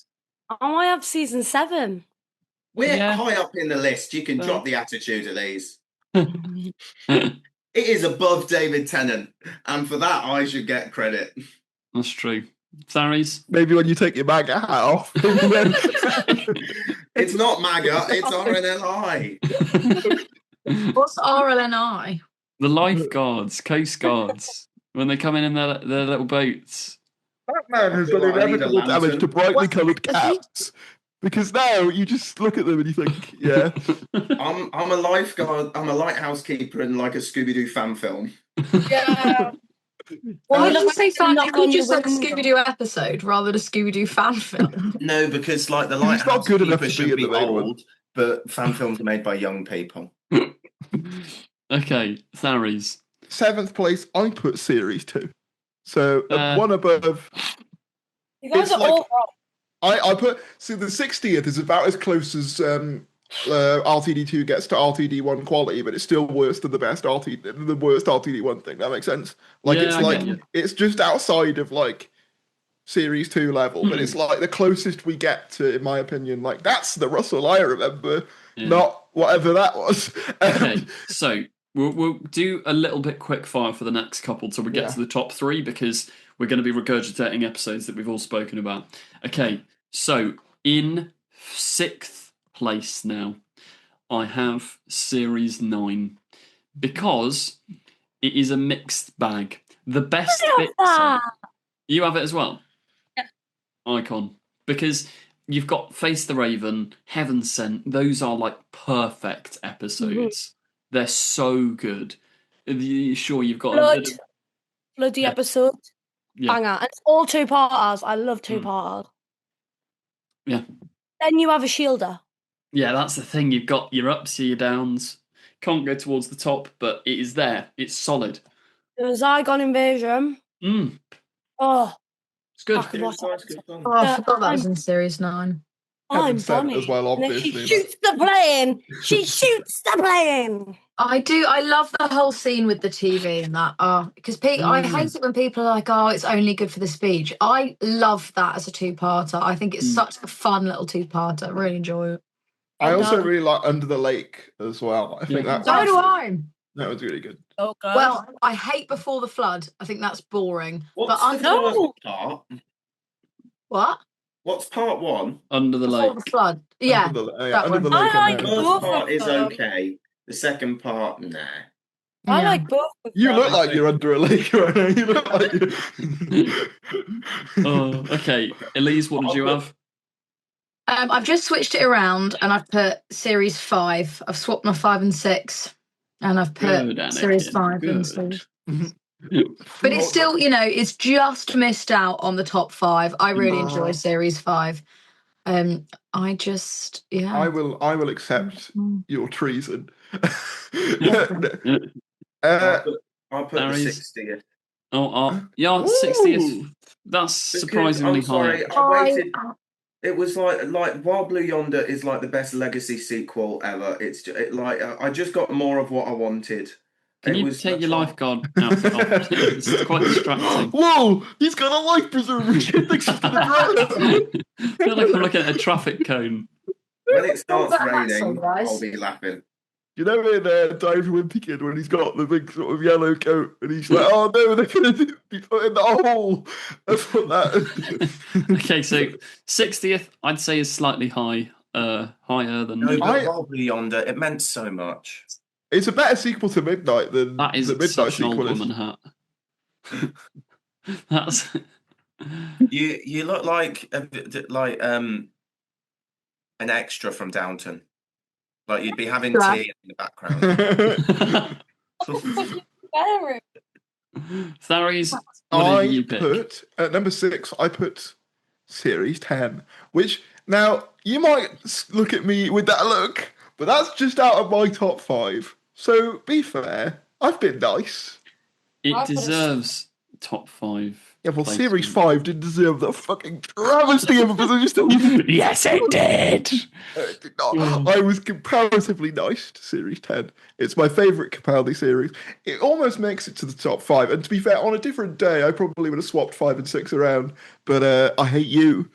So I personally want to. Valid. Okay, so in the number fifth. Number 5. In the number 5 spot. From Downton to Bridgerton so quickly. That's quite scary. I clicked off the tab and then I've clicked back to whatever I'm looking at. Let's do a little costume party, guys. You look like you're about to cosplay this planet to death. Okay, in the number 5 spot, I have My Childhood, but it can't go any higher. Series 7. I think that's a bit bad. Top 5, and I have nostalgia. That's a Name of the Doctor. Peak. Yeah. Day of the Doctor, one of the best episodes the show's ever had. Time of the Doctor, peak. The Night of the Doctor, peak. Bells I love all those bits. Peak. I like Series 7, but his Name of the Doctor. Yeah, I wouldn't say Name of the Doctor. It is. I'd say the other of the Doctors. Like they were like. You've got to think about the big ones, like Night of the Doctor, Day of the Doctor, and the Crimson Horror. all the big guys up there. I love the Crimson Horror, though.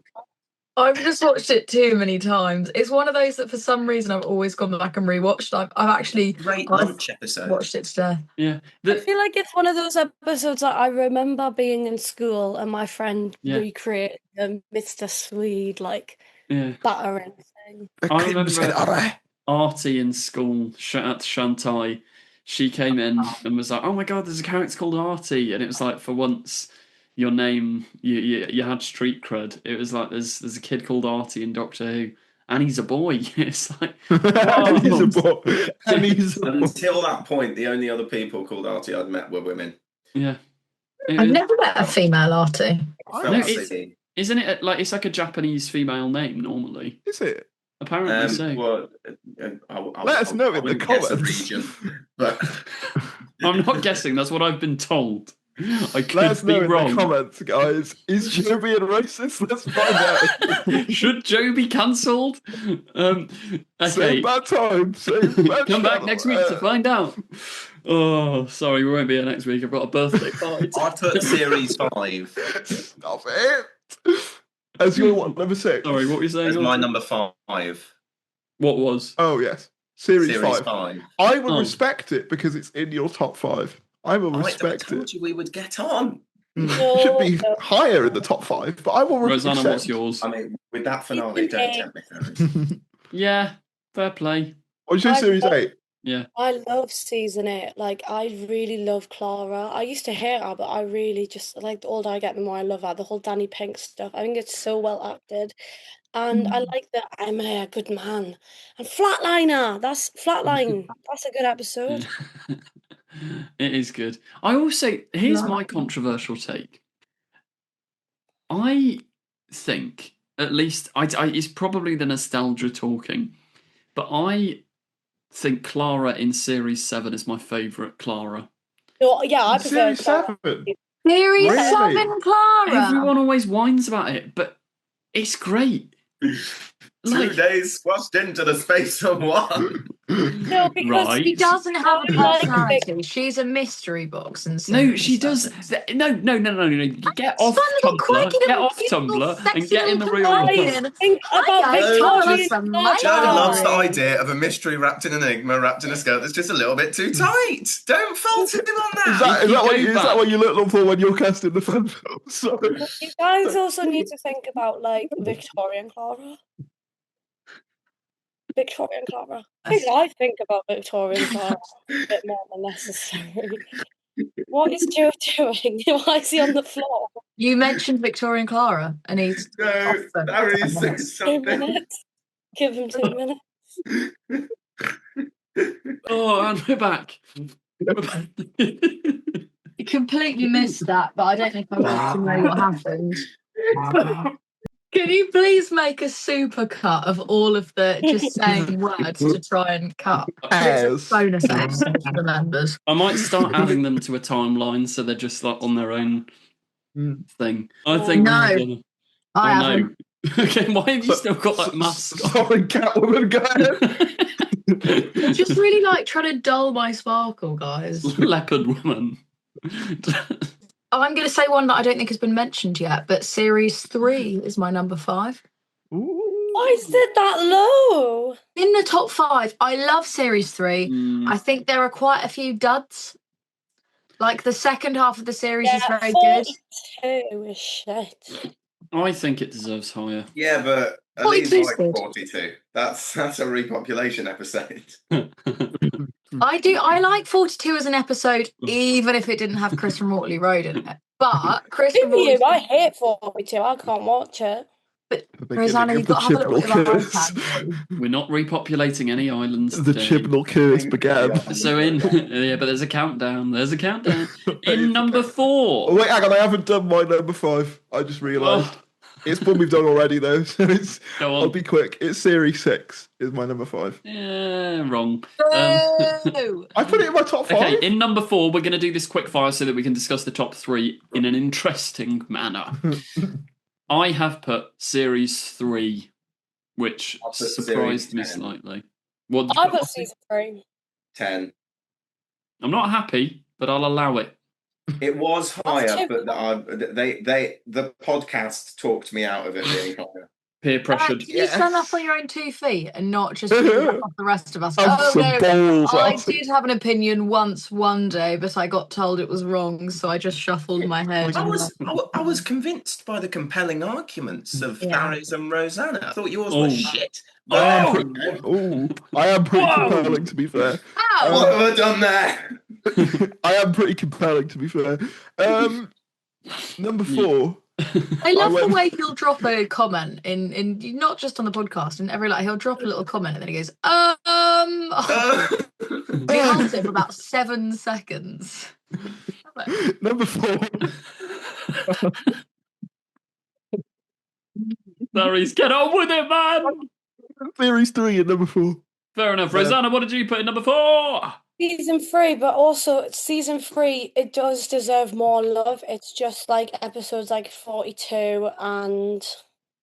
Yeah, I really don't like 42. And the Lazarus Experiment, but I do like Lazarus Experiment is crap.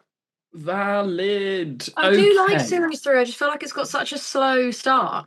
Like it doesn't feel like it's building to anything until quite a way on. Has high I don't know. I like Smith and Jones. Smith and Jones is fun. Smith and Jones is very good, but and to be fair, a lot of the earlier episodes are. I just feel like it doesn't feel like there's a bigger picture happening until about halfway through, and I'm all here for the bigger picture. I don't like how much of a dick he is to Martha. I know it's the point, but it's the one thing that's like, why. It's like, I know that's the point of the series, but I'm just like... It's the scene at the end of Gridlock where she's like, you've got me. And it's a bit cringe, but she's trying to be cute and she's trying to be all like, we found each other. And he's like, huh. And that's the one that when I watched with the 39-year-old ex, he was like, imagine she thinks that she can be the person for him. And I was like, you are such a... ancient man who believes he's lived all these different lives. Yeah. Not thinking much of the young 27. Happy to take her around, but always has to be right and win every argument. Maybe there was something. He's also lived many lives after that chat hasn't he? And travelled to parallel universes. That's what he told me. Yeah, but potentially is also Jesus. Yeah, no, but there's no coincidence. So, in the number 3 spot, we have... What do we have, guys? Series 3. Yeah. Rosanna?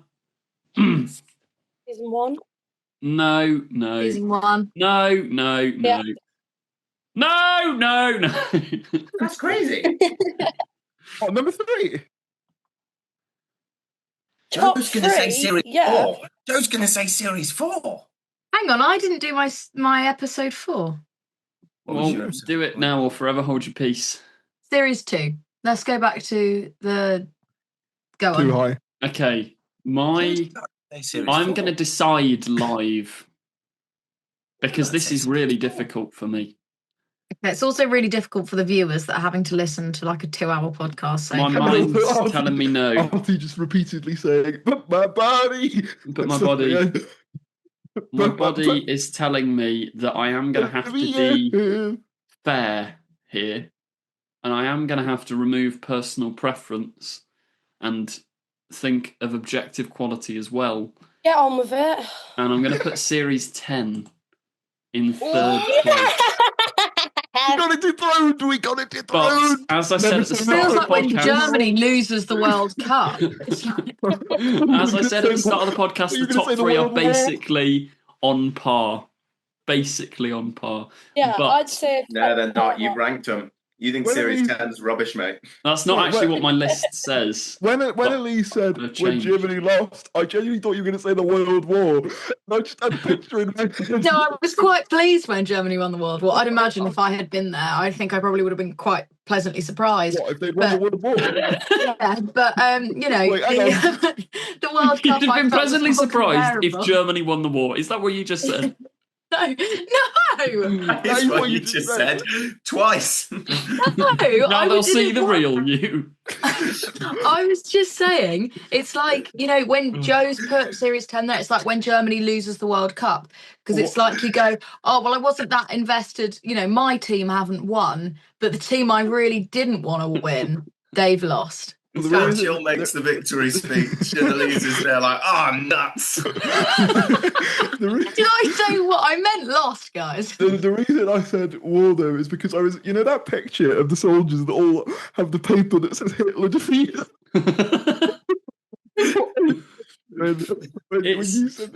Series 10 I prefer because of my own nostalgia for that time. That was just like peak. Like, it was sunny, it was all whatever. I wasn't watching Series 4 live, but objectively, Series 4 takes my number 2 spot. Wait, we haven't even discussed why we're having Season 1 as our third. Well, this all sort of ties into one, I feel. Because we may as well go through each of our top 3 and then discuss everything. Mm-hmm. Series 1 is my number 2. Is there anyone other than me that doesn't have Series 4 at the top? Season 2 is at the top. What? Yeah. That's not a surprise. That's disgusting. Also, Faris has 5 because he's basically an idiot. Yeah. Series 4 is my first one, but my second one... 6. Series. It was for Are you taking the piss? The glasses. Are you? There is something weird about you without glasses. Sorry, are you actually genuinely going to sit here right now? TikToker who whips them off and throws them across the room? I'm picturing, when Milhouse takes off his glasses, that's what it looks like. So, Tharies, you honestly believe that Series 5 is the best ever series of Doctor Who? While Joe crashes out, I'm going through. Yes. And Elise, you genuinely, wrongly believe Series 6 is the best. Second best. Oh, okay. No, I'll allow that. It's wrong, but at least you're not saying it's the best. No, Series 4 is the best. Okay. Hang on, what have you missed? Let me try and work it out. You're going to put Series 4 as your number 2. Is it your number 2? Series 4? Series 4's number 2. Series 1 is your favourite. Series 1 is, without doubt, objectively, the best series of Doctor Who ever written. It is perfection. There is the only bit that goes a little bit wiggly is the long game. Other than the long game, where you have a little bit of a wiggle, everything is perfect. I genuinely wouldn't change a thing. I just can't.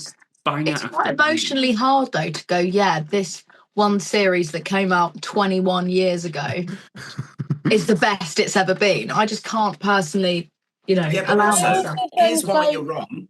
Because we talk about the reasons we love Doctor Who.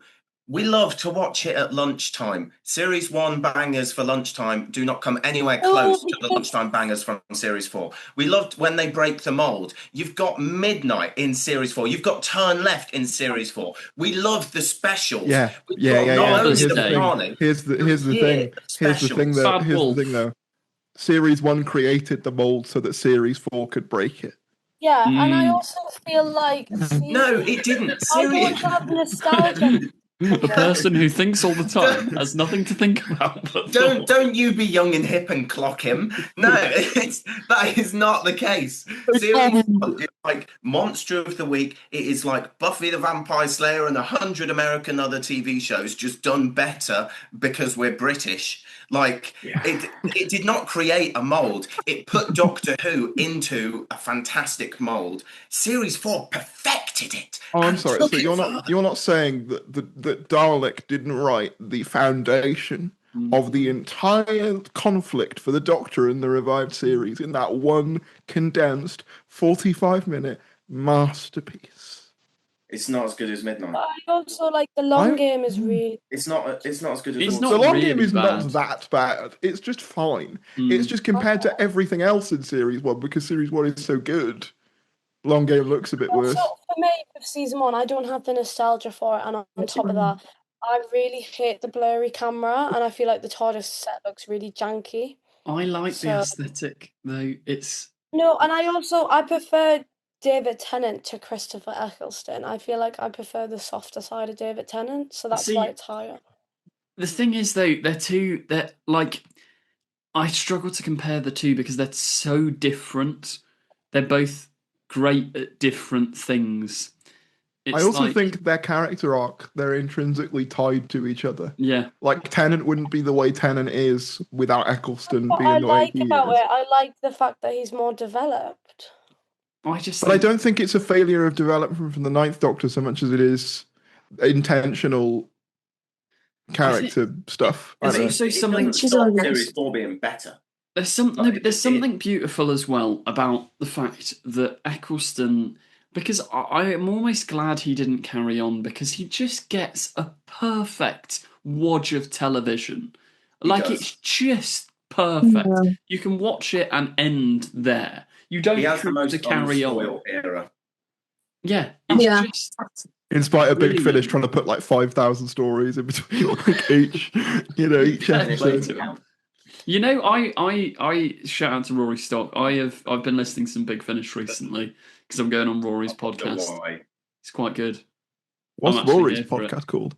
I'm gonna be converted into a Big Finish listener. Of mine, Tharies. You won't get to know. That's because I can't remember.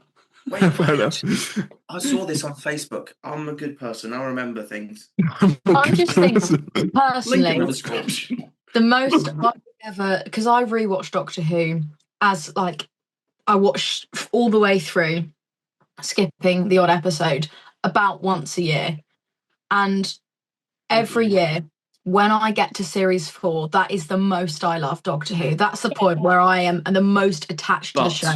Is that not because of the build-up? You wouldn't be that excited without series 1. No, I love series 1, but that feeling in series 4, and it's the specific moment in Silence in the Library. God, I can't remember what happens before, but the camera cuts and it does the spin over the library, and the music is like, and it's that when that happens, I'm like, oh my God, heaven is a place on earth, and it is the BBC. That is the most I ever love it. And I have more nostalgia for season 4. And with that as well, like, I think season 2 is the perfect sort of ending towards Rose's arc, because it's like season 1 and 2 are the same thing because of Rose, Jackie and all them, but season 2 just has much more like connection and Sarah Jane. And I prefer Rose with Eccleston though. Rose with Eccleston is so much better. No, but season 2 has the Cybermen. That's cool, but it's not really. Really like.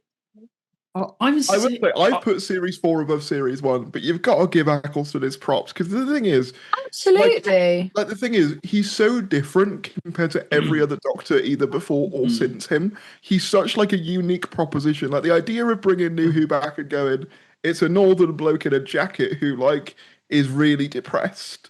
That was a risk. I'm sure that's exactly how they pitched it to the papers. I'm simplifying that, but it's such a bold direction for the character, and I almost don't think we've come close to that level of just really like shaking up the character, but also making it still work. Is that only because David Tennant was so good that he became like what Doctors were expected to a certain extent, but back in the day, it was a middle class man. It went a bit far with Peter Davison, and it was all cricket middle class. But like it needed to be a well-spoken man of intellect, and he was the Doctor. He was, and then suddenly you've got Christopher Eccleston come in, wearing a leather jacket, rocking up. I think it's the perfect redefinition of the character. Tennant is amazing. Like he's one of the best Doctors ever. But. And it's not a bad thing, but he is, like, you can see bits of Baker or Davison in his performance, which is good, and I'm not criticising that at all. But what we're saying with Eccleston, he is unlike anything that has come since, or like he is completely, because he's so fully the Doctor at the same time.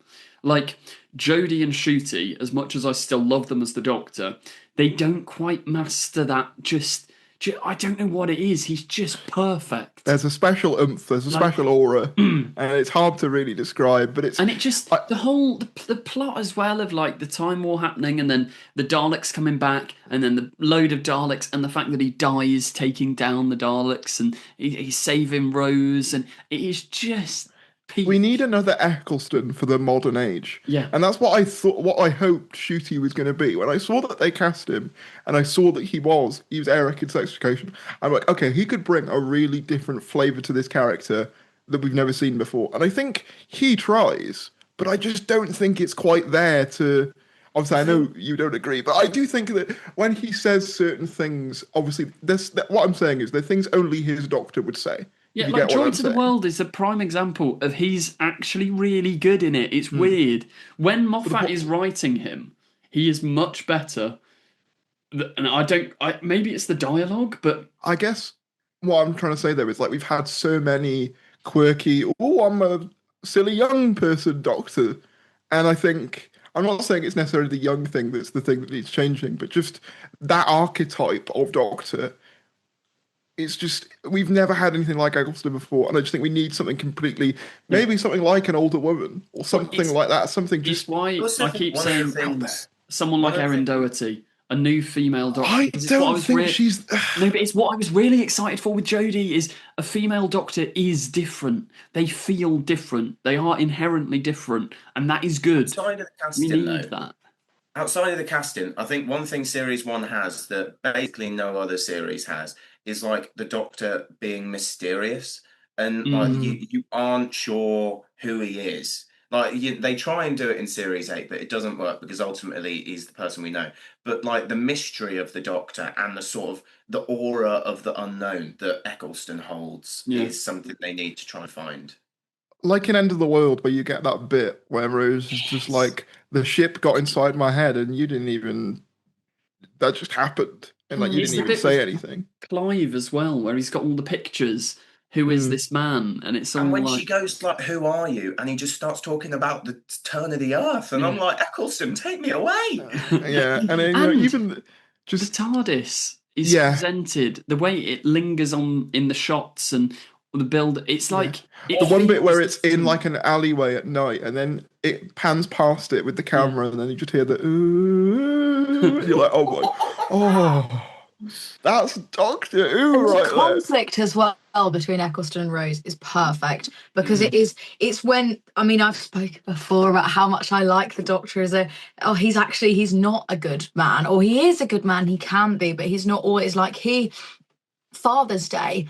Like, what did he think was going to happen? He's taken this teenager into the past to see her dead dad die, and then she runs out to try and save him. He's like, "You've been what?" Like, obviously, that was always going to happen. You have a duty of care. You have a duty of care. You should have taken that seriously, and he doesn't, and he gets mad at her, and it's like, yeah, because he is a flawed person.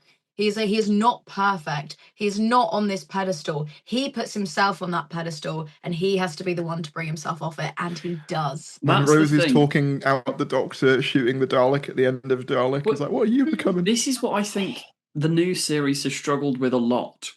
The And grit. I think it's the writers worrying so much because fans are so. I mean, it's our fault as well, but fans are so loud and so noisy and so complaining on the internet. The Who would do writers that? stop prioritizing writing real and good characters and think, well, I can't do that because it will get criticized for this. I can't make the first female Doctor this because it will get criticized for being horrible. I can't make Ncuti Gatwa this because it will be criticized for this. And it's like, just write characters that feel real, because I think this Doctor isn't Who's just a lacked Doctor Who that. issue. I think like there's such like an epidemic of like just trying to make characters almost like forcibly likable. And Yeah, it's I think like, that's true. on the whole, you usually succeed because they say witty things, they're charming, but they're not interesting. And that's what needs to come back. I don't It's know. like, you know, Can it's you it's it's truly the be likable if you're not interesting? it's a it's deep the question. it's the Marvel writing epidemic. It's the I'm a quirky guy who can say the kind of sarcastic things. Because It's like Elise pinpointed it perfectly though, with the like the Eccleston and Piper dynamic. They're both in the wrong quite often, but you don't blame either of them because you understand exactly how either one got there. It's Yeah. so human and real because every interaction in real life it is like people saying the wrong thing or bitching at each other, or you understand why people did what they did. You don't have to agree with it, and I think that's just so much better whereas in than comparison, when you have the 15th Doctor going, "Yas Queen," as some sperm gets put into a vacuum cleaner, you're a bit like. And Ruby just going, "Hey guys, hey, hey," yeah. alongside. It's like, no, give me something, give me something to Or in the chew Interstellar on. Song Contest when like he like tortures a man, God, yeah. and then Belinda's like, "You're amazing, by the way." It's like, what? You just seen him bloody electrocute someone repeatedly. What are you about? Yeah, but she also got to see Graham Norton. It's the Donna and Tennant thing as well. Then Yeah, it applies to them as well. Like the fires of Pompeii, that scene where they're like, it's just, And you're gonna why get I love annoyed. Bill, because I feel like she does actually have that with Capaldi, especially like Thin Ice. There is a proper like, what's wrong with you? Like You're you gonna get can't annoyed do at me this. for saying this. You're gonna get annoyed at me for saying this, and I'm gonna say it anyway. When in it, like the Doctor, like and Rory in series 5, I really like the way Rory is like distrustful of the Doctor, because Amy is like got like rose tinted glasses on because she was a child when she met him. The Rory sees him for what he is, and like you see their different worldviews clash in Amy's choice, particularly of like, oh, why don't we just call for help? And he's like, oh yeah, well, you know, because out here in the universe, there's definitely somebody who'll take the call, and it's that sort of like, it's that there is tension and there is like I a agree with conflict you, in but it. the issue with it is that it's so intrinsically tied to Amy. Like it's less about two people clashing over their worldviews and more about two people fighting over a woman. I agree. It's a lot of disagree. that's right. It's the man thing. It's like whether it's Danny Pink, whether it's Mickey, whether it's the Doctor in those series cannot cope when the female companion has a male friend or male lover. Like the Doctor has to be the most important man in their life all the time, and I get it for some of it, but I don't know. It was so well done in series 1 though, because you could see that so clearly, and that kind of thing of I'm fighting with another man over. It was so much more subtle, and it was more like I'm just going to demean you constantly, because the Doctor can be not very nice, guys. He also committed genocide. Just in case we're forgetting that. This is with Mickey though. As soon as Mickey's actually not being a useless idiot, it's like I love the bit in Aliens of London where Mickey goes like, Can you tell her that you don't want me to come because I'm scared? And he's like, oh, okay. And then Rose is like, oh, Mickey, you can come aboard. And the Doctor does the pretend like, oh, no, he's a liability. There's so much depth and real characters. Oh, why can't Doctor be good again? I would also say though, like just going back quickly I think you said about how like it's done better with Mickey in series 1, that whole like male conflict thing, and I agree. But the one point I would say is that the Doctor's efforts to get Amy and Rory back together does show an element of character development on the Doctor's part.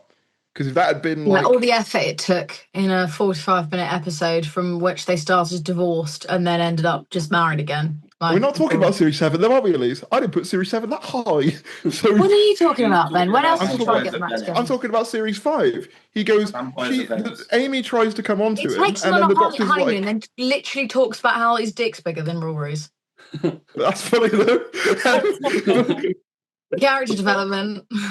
No, but like as soon as Amy comes onto him at the end of the Weeping Angel one, he's like, "No, this isn't right. Like you're getting married. We need. We need to sort this out. This isn't but right." Let's hang on. Let's not, because he didn't love Amy, but B, he absolutely kissed her back. That horny little cushion. Like he wanted it. And C, he jumped out of that cake on his stag do. You're a time traveler. You can go to whenever you like and pick Rory up. You did it at exactly the point in the most annoying way you possibly could, because deep down, you know you still want to rail Amy. I don't think that's it. I think he's just like, he just didn't understand the like social consequence that would have. There's a conflict I always have with this, where it's like, it is funny to have the Doctor be an awkward alien, but also surely he would know. Yeah, stupid. I love Capaldi. Is so rude, but sometimes it's like, would the Doctor really do that? It is a tough balance. It is a tough balance. Yeah, but like I think it's one of the reasons I like Eccleston as well. Though it's like put on the slow rules to let us simmer. So like that is quite an alien dickish line, but it works. Whereas I suppose like the cake thing, you could see as a bit much, but I don't know. But shall we all remind everyone of our top series? For me, I've got Series 1. Artie, what do you have? Series 4. Oh my god. Series 4. Valid. Elise. We had the best childhood out of all time. Valid. Rosanna? Don't you have 2? My second one, which I never got spoke about because all you guys hated on it, but was season 2. Oh, and your top one was Series 4? Yeah. I could have, but objectively, I have to put season 4 at the top. Valid. But I'll say I have the most love and nostalgia for season 2, I think. That's fair. But season 4 has the specials. Ha ha ha ha ha. The specials. And also season 3. Yeah. Cytheris.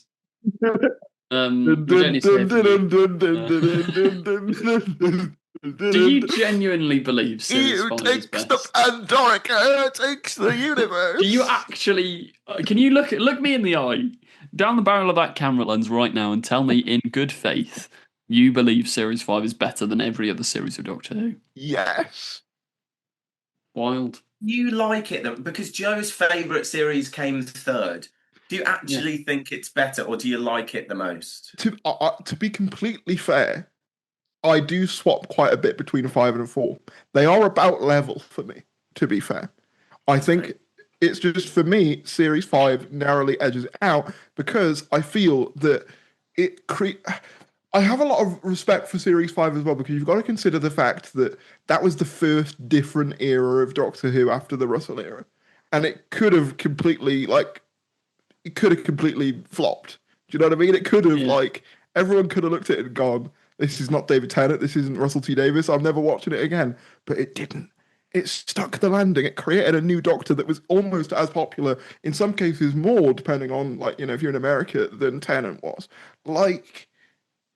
I think there's just a level of, and I think there's a tone to it that's unique, and I don't know, the music is just good, isn't it? And that's what he calls a bloody good giggle, everybody. We've been here way too long. Goodbye. The overall winner, we'll have to give to Series 4, even though it should be Series 1. But even though it should be Series 5, really. Guys, if any of you agree with Tharies, you're wrong. Let us know in the comments what your favourite. I actually respect the viewers' We can all agree that Series 6 is up there in the top 3. No, wrong. See you next week, guys. Thank you for watching. Satellite 2 episodes for members only. It's only $1.99 a month, and you get 4 to 5 extra episodes every month for just $1.99. That's a great deal, guys. For just $1.99. $1.99. See you all next week. If you have any podcast ideas that you particularly want to see, put them in the comments so that we don't have to sit here for 3 hours. If you've got fun games that you want us to play, if you've got... I've also had some people... This episode is Elisa's idea. Yeah, I know, and I'm really regretting it. But I've had people send me examples for Satellite 5 Elise Week Part 2. So if anybody wants to send some in, I'll start making another one. Get your Elise Week photos in. If you don't know what we're talking about, go and watch our last episode. Do you know what this it feels like? CBBC. Do you know when they're like, oh, we've got to get the kids to do send in their pictures from at home of what they've made. And join the Discord. Let's get the Discord going again. I actually feel like I'm punching through the diamond wall. Da, da, da, da, da, da. 7 seconds of eternity. I said no, that's what I said.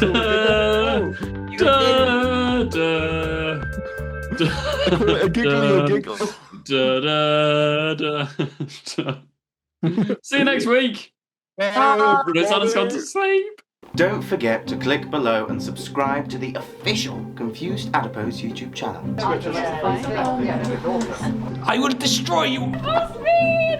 She's not seen a single episode. No, I've watched your episodes. Keep these sonic screwdrivers. What else am I saying about the film? Don't watch this one.